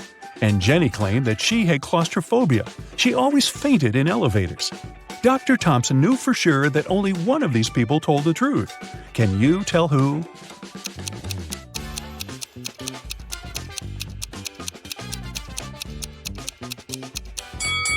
Fred can't be afraid of water. He has an aquarium with fish in his house. Jenny lives in a tiny van, so she can't have claustrophobia. And Kyle's apartment is too messy for someone who has a fear of dirt and germs. So it's Kelly. She sleeps on the floor, which is normal for someone with an abnormal fear of heights. Next stop, creepy caves. Zach and Peter went to see ancient ruins in the middle of the woods. Many people had disappeared there. The guys heard weird screams coming from the cave, ran toward the sound, and got lost. Suddenly, they saw 3 tunnels. The first tunnel was filled with fire. A hungry vampire was waiting in the second tunnel. And the third tunnel was filled with poisonous apples. Which way should they choose?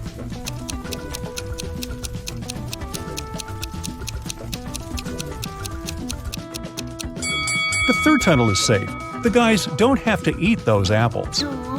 After their epic adventure in the cave, Zach and Peter went to the supermarket to buy some groceries. I'm guessing the apples made them hungry. Can you see a ghost in this room?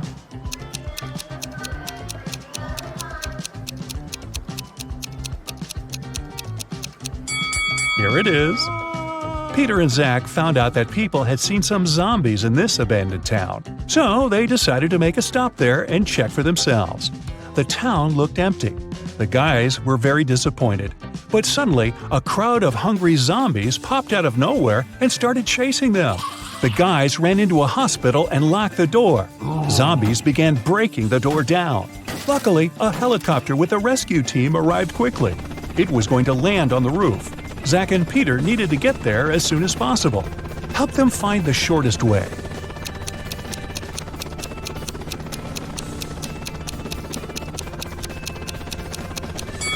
Here's the way. After saving the guys, the rescue team invited Peter and Zach to go skydiving together.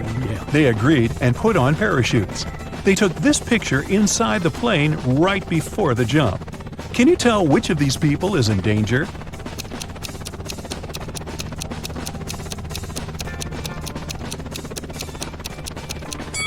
This man over here, he's wearing a regular backpack instead of a parachute. The guys made a stop on the shore of a famous, mysterious lake. They went fishing. Suddenly, a mermaid jumped out of the water and dragged Zach into the lake. Peter jumped into the water to rescue his friend. Finally, he found Zach wrapped in seaweed on the rocks in the middle of the lake. 3 mermaids had gathered around Zach and were singing their songs. When they noticed Peter, they said, "We'll set your friend free if you guess which one of us is not a real mermaid." Can you help the guy?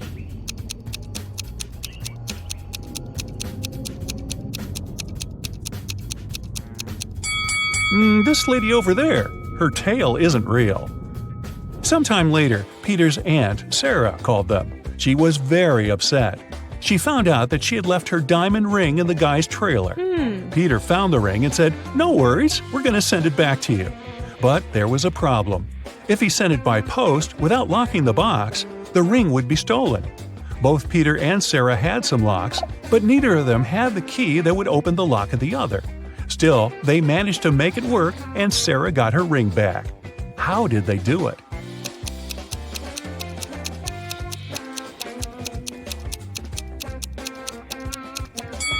Peter locked the box with the ring and sent it to Sarah. When Sarah received the box, she added her lock and sent it back. Peter received the box and removed his lock. Then he sent the box back to Sarah. She opened the lock with her key and got the ring. Man, these folks lead complicated lives, don't you think? Hey, my dear detective! I've got a portion of new head-scratching riddles. Are you ready? Then buckle up! A foreign tourist came to a police station. He said, "A guy with a tattoo and a long beard forced me to give him my wallet." The police officer told him, "Don't worry, the criminal is one of these quintuplets. They've already been arrested. You just have to identify the one who attacked you." Look at these men. Can you help the tourist figure out who the attacker was?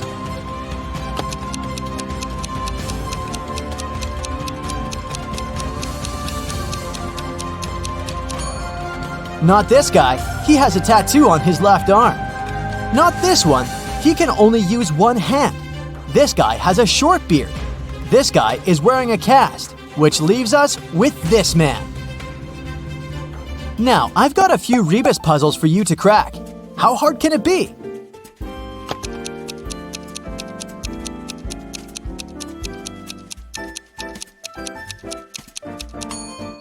This rebus is tasty. It stands for scrambled eggs.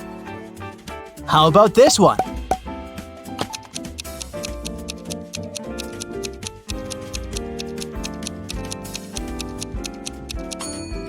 It means misunderstanding between friends. What could this mean?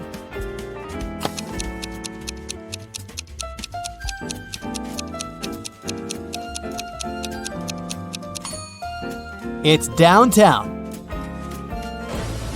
You're walking through the park when you hear footsteps behind your back, and everything goes black.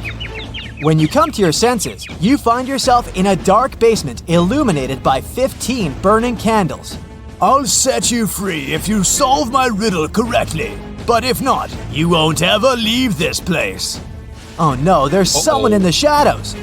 You see 15 candles. I'll blow out 6 of them. How many candles will remain? What's going to be your answer?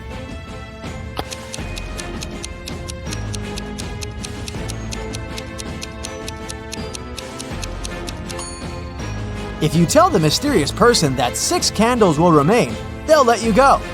After all, the rest of the candles will eventually burn down completely, all but the 6 which have been blown out.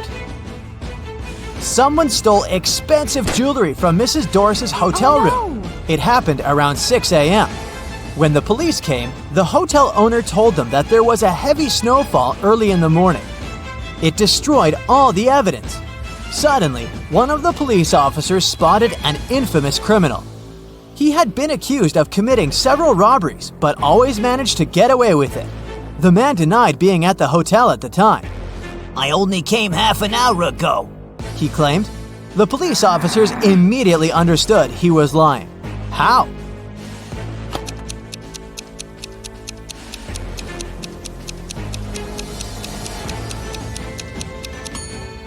There's a thick layer of snow on the criminal's car. If he had been driving to the hotel, there would be no snow on the hood. It would have melted or got blown away by the wind. And since it's sunny now, it can't be new snow. Clara was in her hotel room when she heard someone knock on her door. She looked through the peephole and saw an unknown man standing outside. He introduced himself. "Hi, I'm the hotel manager. Sorry to bother you, but our database has crashed. Could you let me in to confirm some information?" Clara immediately rushed to her phone and called the security. Why?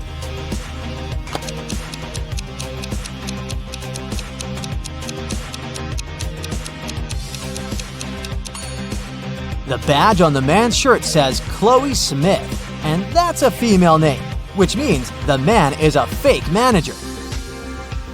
Damien had problems with money. That's why he had to sell the only valuable thing he had, an expensive painting of a 17th century artist. The man who bought it showed the canvas to his friend, a police detective.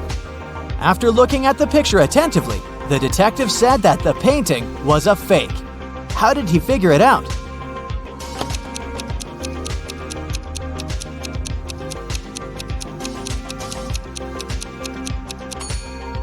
There are electric power lines in the picture, but they didn't exist in the 17th century. Now, look at these teachers. Can you figure out which of them is a millionaire? A, B, or C?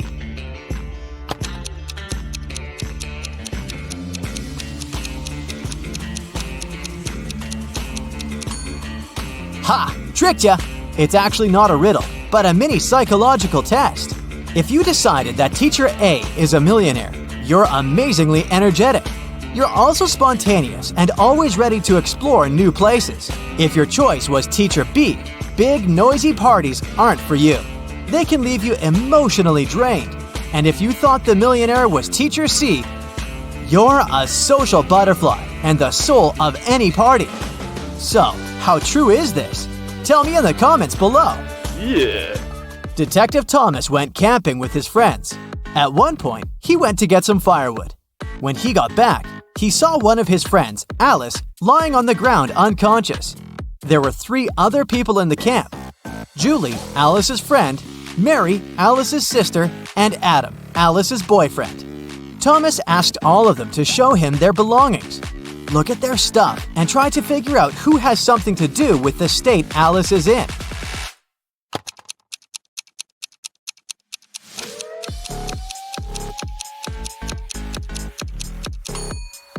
It's Julie. If you look attentively, you'll notice a picture of Adam among her things. She must have a crush on him. She likely hurt Alice out of jealousy. Eve went on an expedition to Antarctica with a group of scientists. 3 days into the expedition, Eve woke up and found out that all of her colleagues were missing. The only thing she found was an envelope. Inside, there was a letter. Apparently, a crazy scientist had taken her friends, and now Eve could only save them by cracking his riddles. Here's the first one. How many months have 28 days? The number you'll get is the number of feet you'll need to walk before you start digging.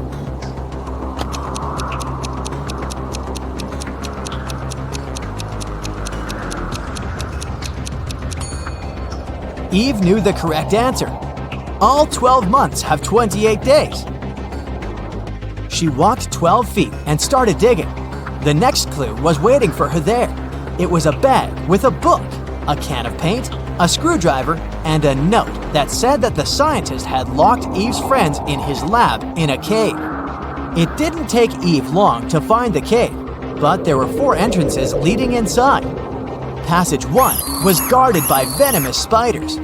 Passage 2 had a huge and pretty aggressive monkey blocking the entrance. In Passage 3, Eve saw a mammoth. And at the entrance to Passage 4, there was a bottomless well. Which tunnel should Eve choose?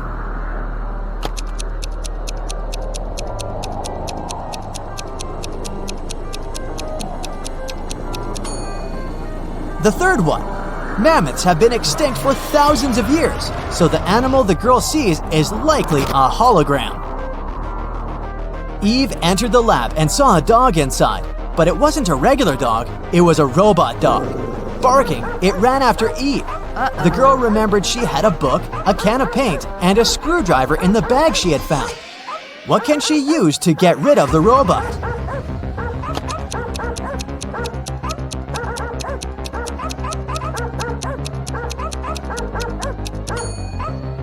Eve should open the can with paint and throw it at the robot. Since the paint is liquid, it will likely cause the robo-dog to short-circuit. Eve breathed out in relief and started looking around. Suddenly, she saw a key on the floor. The girl picked it up and went to the next room. As soon as she walked in, the door closed behind her back, and a bizarre-sounding voice started to speak. In 15 minutes, toxic gas will fill the room. Your only chance to survive is to take the antidote before the gas is released. At this moment, Eve spotted a small box. She opened it and saw 4 pills and an instruction. Take 4 pills, one every 15 minutes. Will Eve have time to take all the pills before the gas fills the room?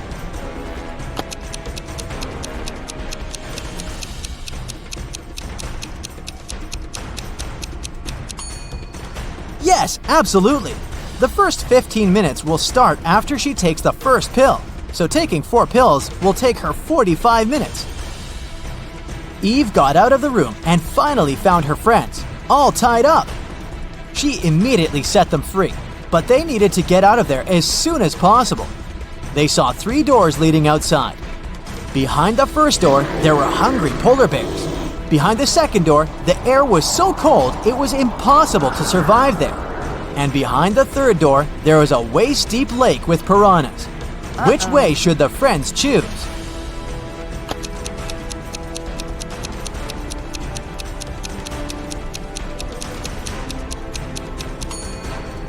The third one. The lab is in an ice cave, remember? The water in the lake will be frozen. They will simply walk on the ice and get out of the cave. Freedom!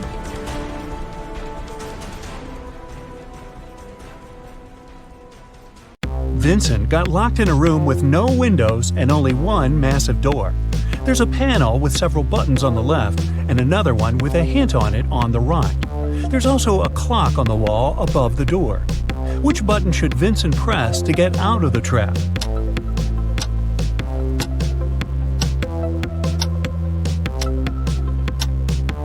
The green triangle. The numbers on the panel represent hours.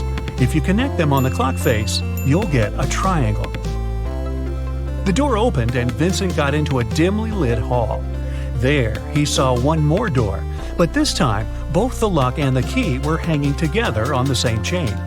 But after examining this system for a couple of seconds, the guy understood he wouldn't get out this way. Why?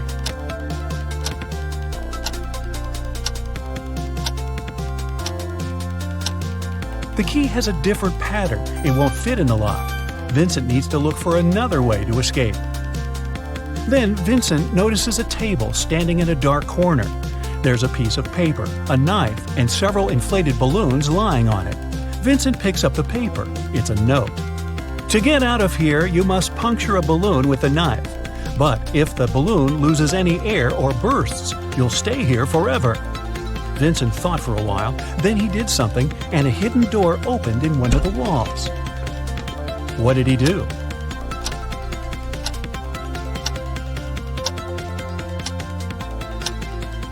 He let the air out of one of the balloons. After that, he easily punctured it with a knife. Detective Marcus and another passerby became witnesses of a car accident. A man, hit by a minivan, was lying on the ground, unconscious. Marcus rushed to the nearest cafe to call an ambulance. When he got back, the passerby told him the man had turned onto his back but hadn't come to his senses. After looking at the scene for a couple of seconds, the detective said, "You'd better return everything you've taken from this man." Why did he say so?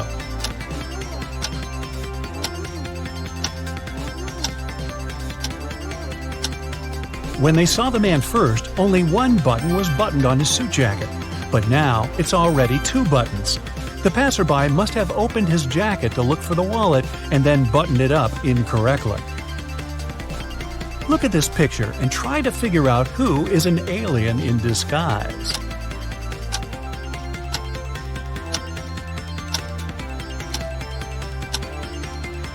It's the guy in the yellow shirt. He's eating a banana, but he hasn't peeled it before biting on it. He probably sees this fruit for the first time. 3 famous detectives came to a coffee shop to discuss a tricky case. A waiter came up to them and asked, "Does everyone want coffee?" The first detective said, "I don't know." The second detective answered, "I don't know." And the third detective said, "Yes." Do you know what the first 2 detectives ordered?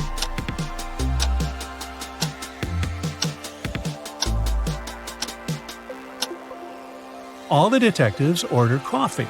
Each of them wanted to have this drink, but the first 2 couldn't know if it would be everyone's choice. If the first two detectives hadn't wanted coffee, they'd have simply said no.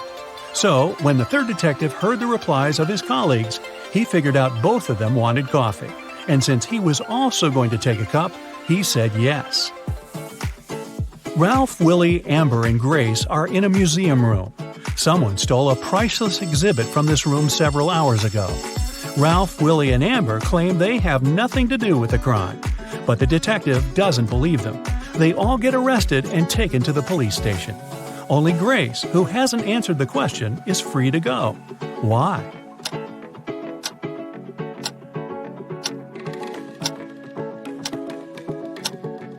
Grace is the detective.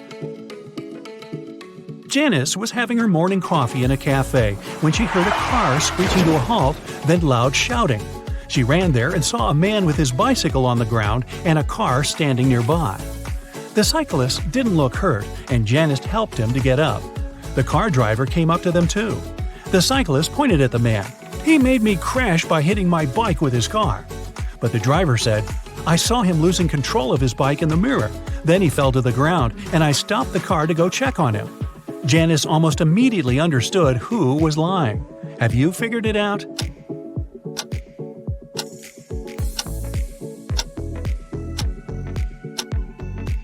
The car doesn't have side mirrors. There are also lots of things in the back seat. They block the view of the road. So the driver couldn't have seen anything in his rearview mirror either. He's lying. One wealthy businessman was famous for always wearing a white hat. But one day, he came to his office with a bunch of fruit on his head. His employees were shocked, but they didn't dare to question the man. The situation repeated the next day. On the third day, the businessman's secretary plucked up all his courage and asked what was going on. The man answered, "That's because I lost a bet. I haven't fulfilled it yet, but I'll do it today. There's no need to order lunch for me."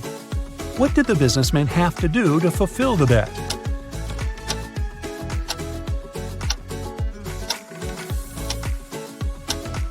When he made this bet, he said, "If I lose, I'll eat my hat."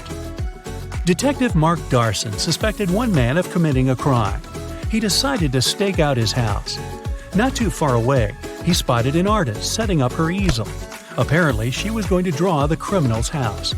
At one point, the detective had to go away to the police station. He asked the girl to call him if she saw someone entering or leaving the house. She agreed.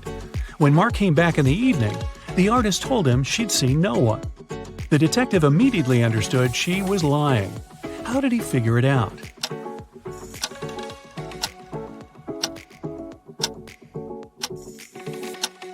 When he was leaving, all the windows in the house were closed.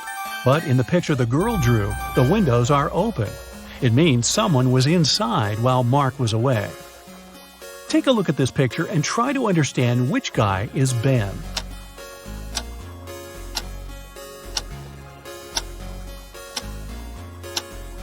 Ben is the guy looking for something on the floor. He's the only one not wearing his shoes. That's because they're still in his locker. You've got a sack filled with coffee beans. You need to use this coffee to completely fill 2 other sacks of the same size. How can you do it?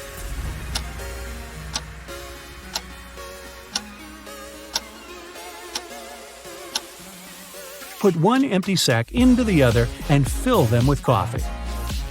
A large sum of money was stolen from Mr. Green's safe. The police suspect Alan. But Alan says, "I don't know anything about safes or about how to open them. I'm a simple blacksmith." The detective doesn't believe him and asks Alan to prove it.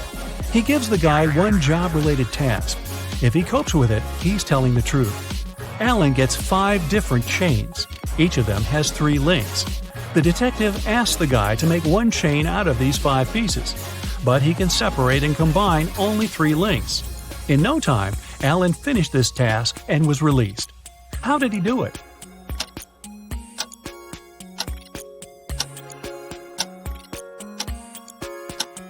Alan separated 3 links of one chain and used them to connect the remaining 4 chains. Can you move just one matchstick to make a square?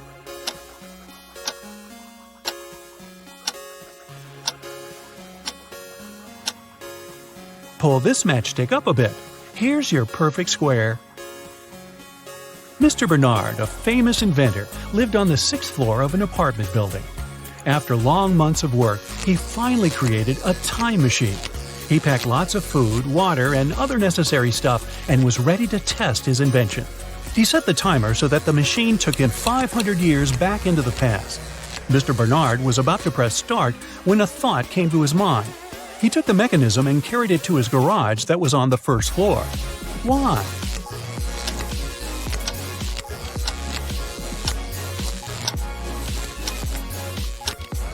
This way, the inventor would avoid getting hurt. 5 centuries ago, there were no such high buildings. He'd simply fall to the ground from the height of the 6th floor. Look at these guys carefully.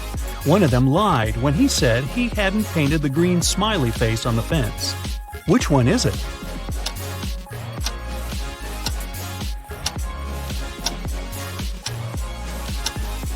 It's the guy on the left. Check out his left hand. Even though it's in his pocket, you can still spot some green paint he'd used. Bruce was walking along the beach when he found a glass bottle. The thing looked old, and the guy spent a long time trying to open it. Finally, he succeeded. To his shock, a genie rose from the bottle. "I'll fulfill your 3 wishes, but you aren't allowed to wish for more wishes." Bruce agreed, but still managed to get more wishes. How did he do it?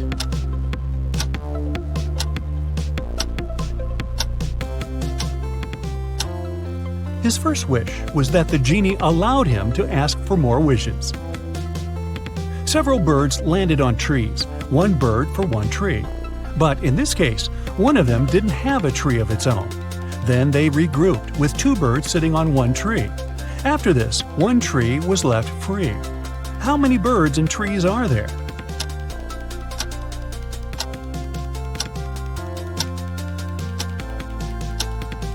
There are 4 birds and 3 trees. Detective Hall, one of the agency's most talented detectives, used his coded key and entered the apartment where the secret documents were hidden. To help him find them, his assistant Clark had left an encrypted note with the exact location of the documents. It looked like this. Detective Hall deciphered the message and found the documents. Where were they hidden?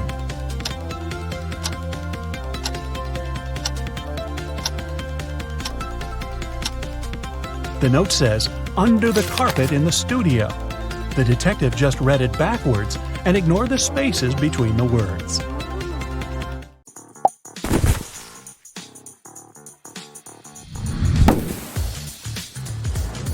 Wow, Bella landed in New York with very ambitious career goals. There were many options to get from the airport to the center of the city, but Bella decided to save money and go by bus.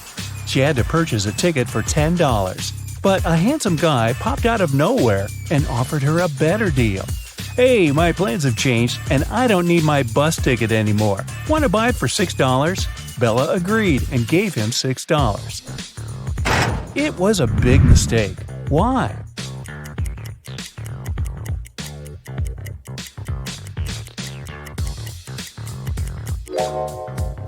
Take a look at the current date on the screen of the vending machine. And now check the date on the ticket. It expired a decade ago. Finally, Bella arrived in Manhattan and found her hostel. She had booked a bed in a dormitory room. Bella had to share it with 3 other women. She left her backpack on her bed and went to take a shower. When Bella returned, she found out that someone had stolen her laptop. She questioned her roommates. Sarah said, "I was drinking some coffee in the lobby. Ask the manager." Kelly said, "I was sleeping with my earplugs in and my sleep mask on, so I didn't see or hear anything." And Chelsea said that she had been taking pictures on the roof of the hostel. Who's lying?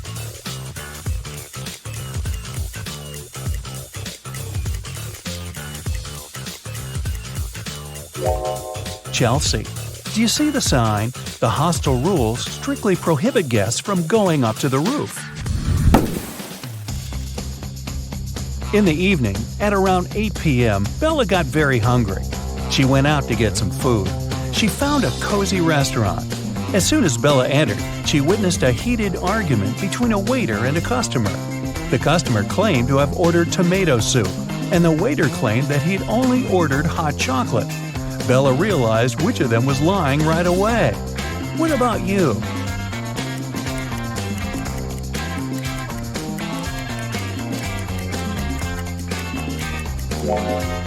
The client is lying.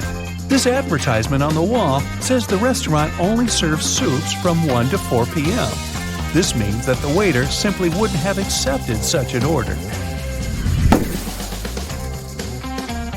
Bella ordered dinner. While waiting, she looked around and noticed one weird detail. Can you spot it too?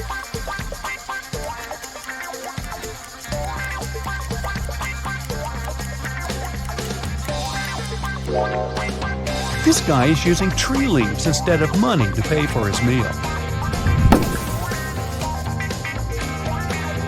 The waiter served Bella her meal. She was about to start eating when two ladies began arguing about their VIP reservation. Julia claimed that she had reserved the VIP room in advance to celebrate her wedding anniversary. And Letitia said, "No way! It's my birthday party tonight. I called the manager yesterday and he promised me the VIP room." The manager said, "Ladies, I'm so sorry, but the booking system crashed and deleted both of your reservations. The VIP room is unavailable today. Can I do anything else for you?" Who's lying here?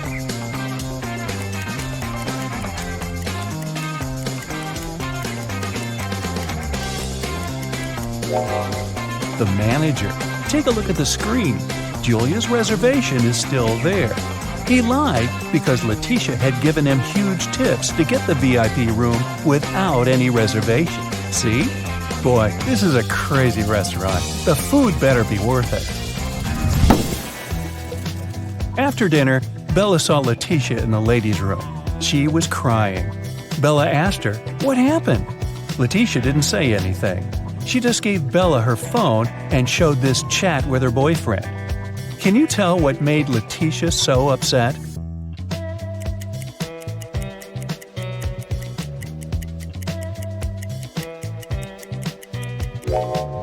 Her boyfriend didn't come to her birthday party. Even worse, he lied that his mom was ill to visit a pool party. Take a look at the reflection in his sunglasses. It seems that he's having fun. Letitia was so grateful for Bella's support that she gave up her VIP opera tickets. The performance was scheduled for the next day. Now, Bella needed to find an evening dress. She headed to a shopping mall with Kelly and Sarah, but as soon as they arrived, they noticed something very weird. Can you see it too?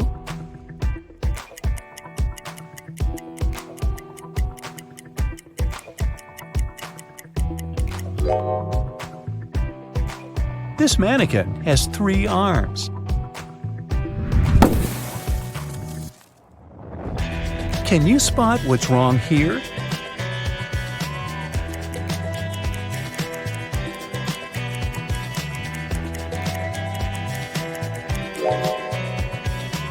The outfit sizes don't match the sizes on the hangers. What about the dressing room? Any odd details?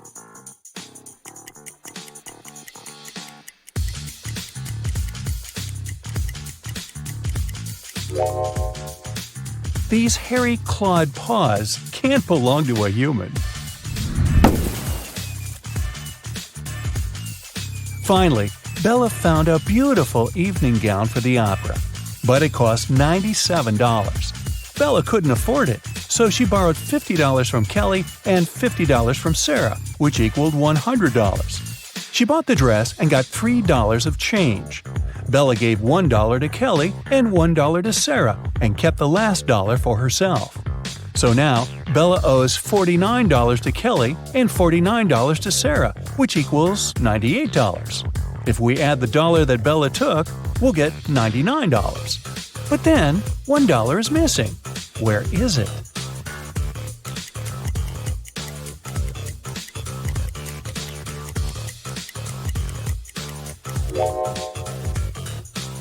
First of all, we're led to believe that $1 is missing. According to the conditions of the riddle, Bella took $50 from Kelly and $50 from Sarah. So the sum of her debt was $100. After that, she bought a dress for $97 and got $3 of change. The total indeed equals 100. But the question itself offers us a mathematically impossible puzzle. In fact, there is no missing dollar. Bella's debt remains $98 because she had already given $2 to her friends. And it's incorrect to add Bella's $1 to this debt. Next, Bella decided to visit a hairdresser. The manager asked her to wait for 20 minutes. Bella took a seat in the lobby and accidentally fell asleep. When she woke up, she saw that someone had cut her long, beautiful hair. She got furious and questioned 3 suspects. Maya said that she'd been busy with another customer. She didn't see what was going on in the lobby. Rick said that he had been eating his lunch outdoors. And Sally said, "Who do you think I am? I don't steal hair. That's ridiculous." Who is lying?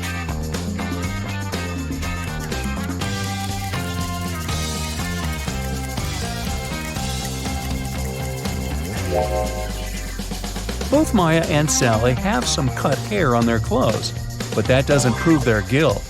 But Rick's lunchbox is full of food, which means that he was busy with something else during his lunch break. Very suspicious. Bella's evening dress was too long and classy. She couldn't go to the concert hall by subway. So the hostel manager, Fred, offered Bella to give her a ride if she cracked his tricky riddle. I have no neck and no head. 2 arms, but no hands. I'm with you at school. I'm with you at work. What am I?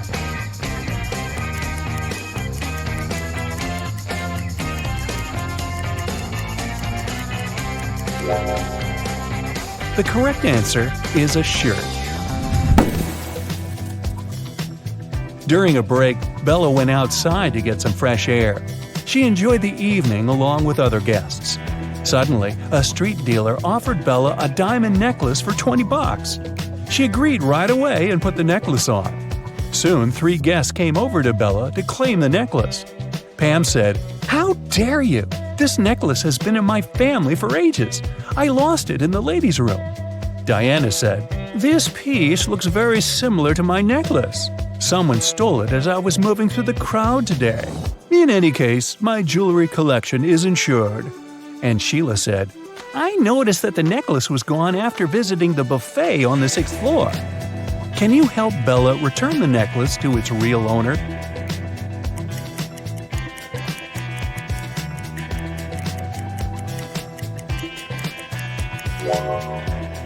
The necklace belongs to Diana. The concert hall doesn't have 6 floors. Pam and the street dealer have similar tattoos on their arms, so they must be scammers working together. After the performance, Letitia invited Bella to the after party, where Bella met Tyler. He claimed he was a famous violinist and showed Bella some pictures proving his luxurious lifestyle. But Bella realized that he was just a wannabe very soon. How did she understand it?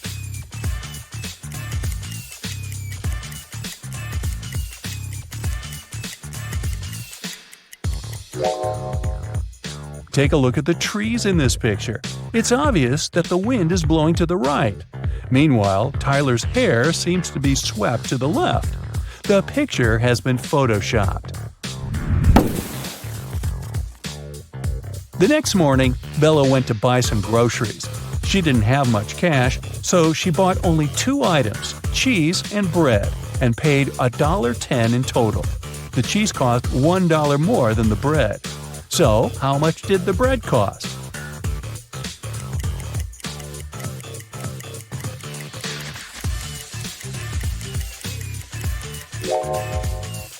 The most obvious answer would be that the bread cost 10 cents. But if the bread cost 10 cents and the price of the cheese was $1 higher than that of the bread, the cheese would cost $1.10. And the total, in this case, would be $1.20.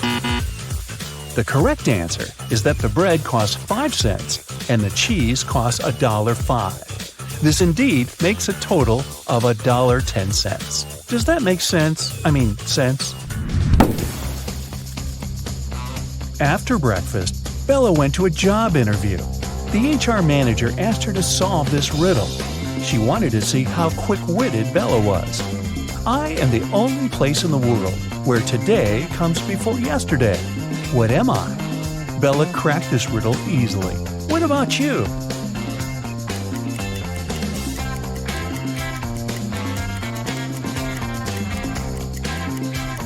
The correct answer is the dictionary. Bella got a job as a train conductor. On her first day at work, she entered a rail car to check the passengers' tickets. There were only 3 people inside, and only 2 of them were human. Can you tell who's not human?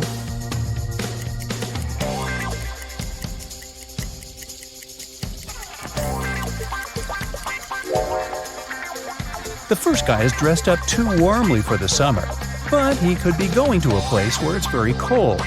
That lady over there is drinking some green liquid. It's a bit strange, but there are plenty of colorful drinks in the world. As for this guy in the middle, he doesn't cast a shadow, so he's not human.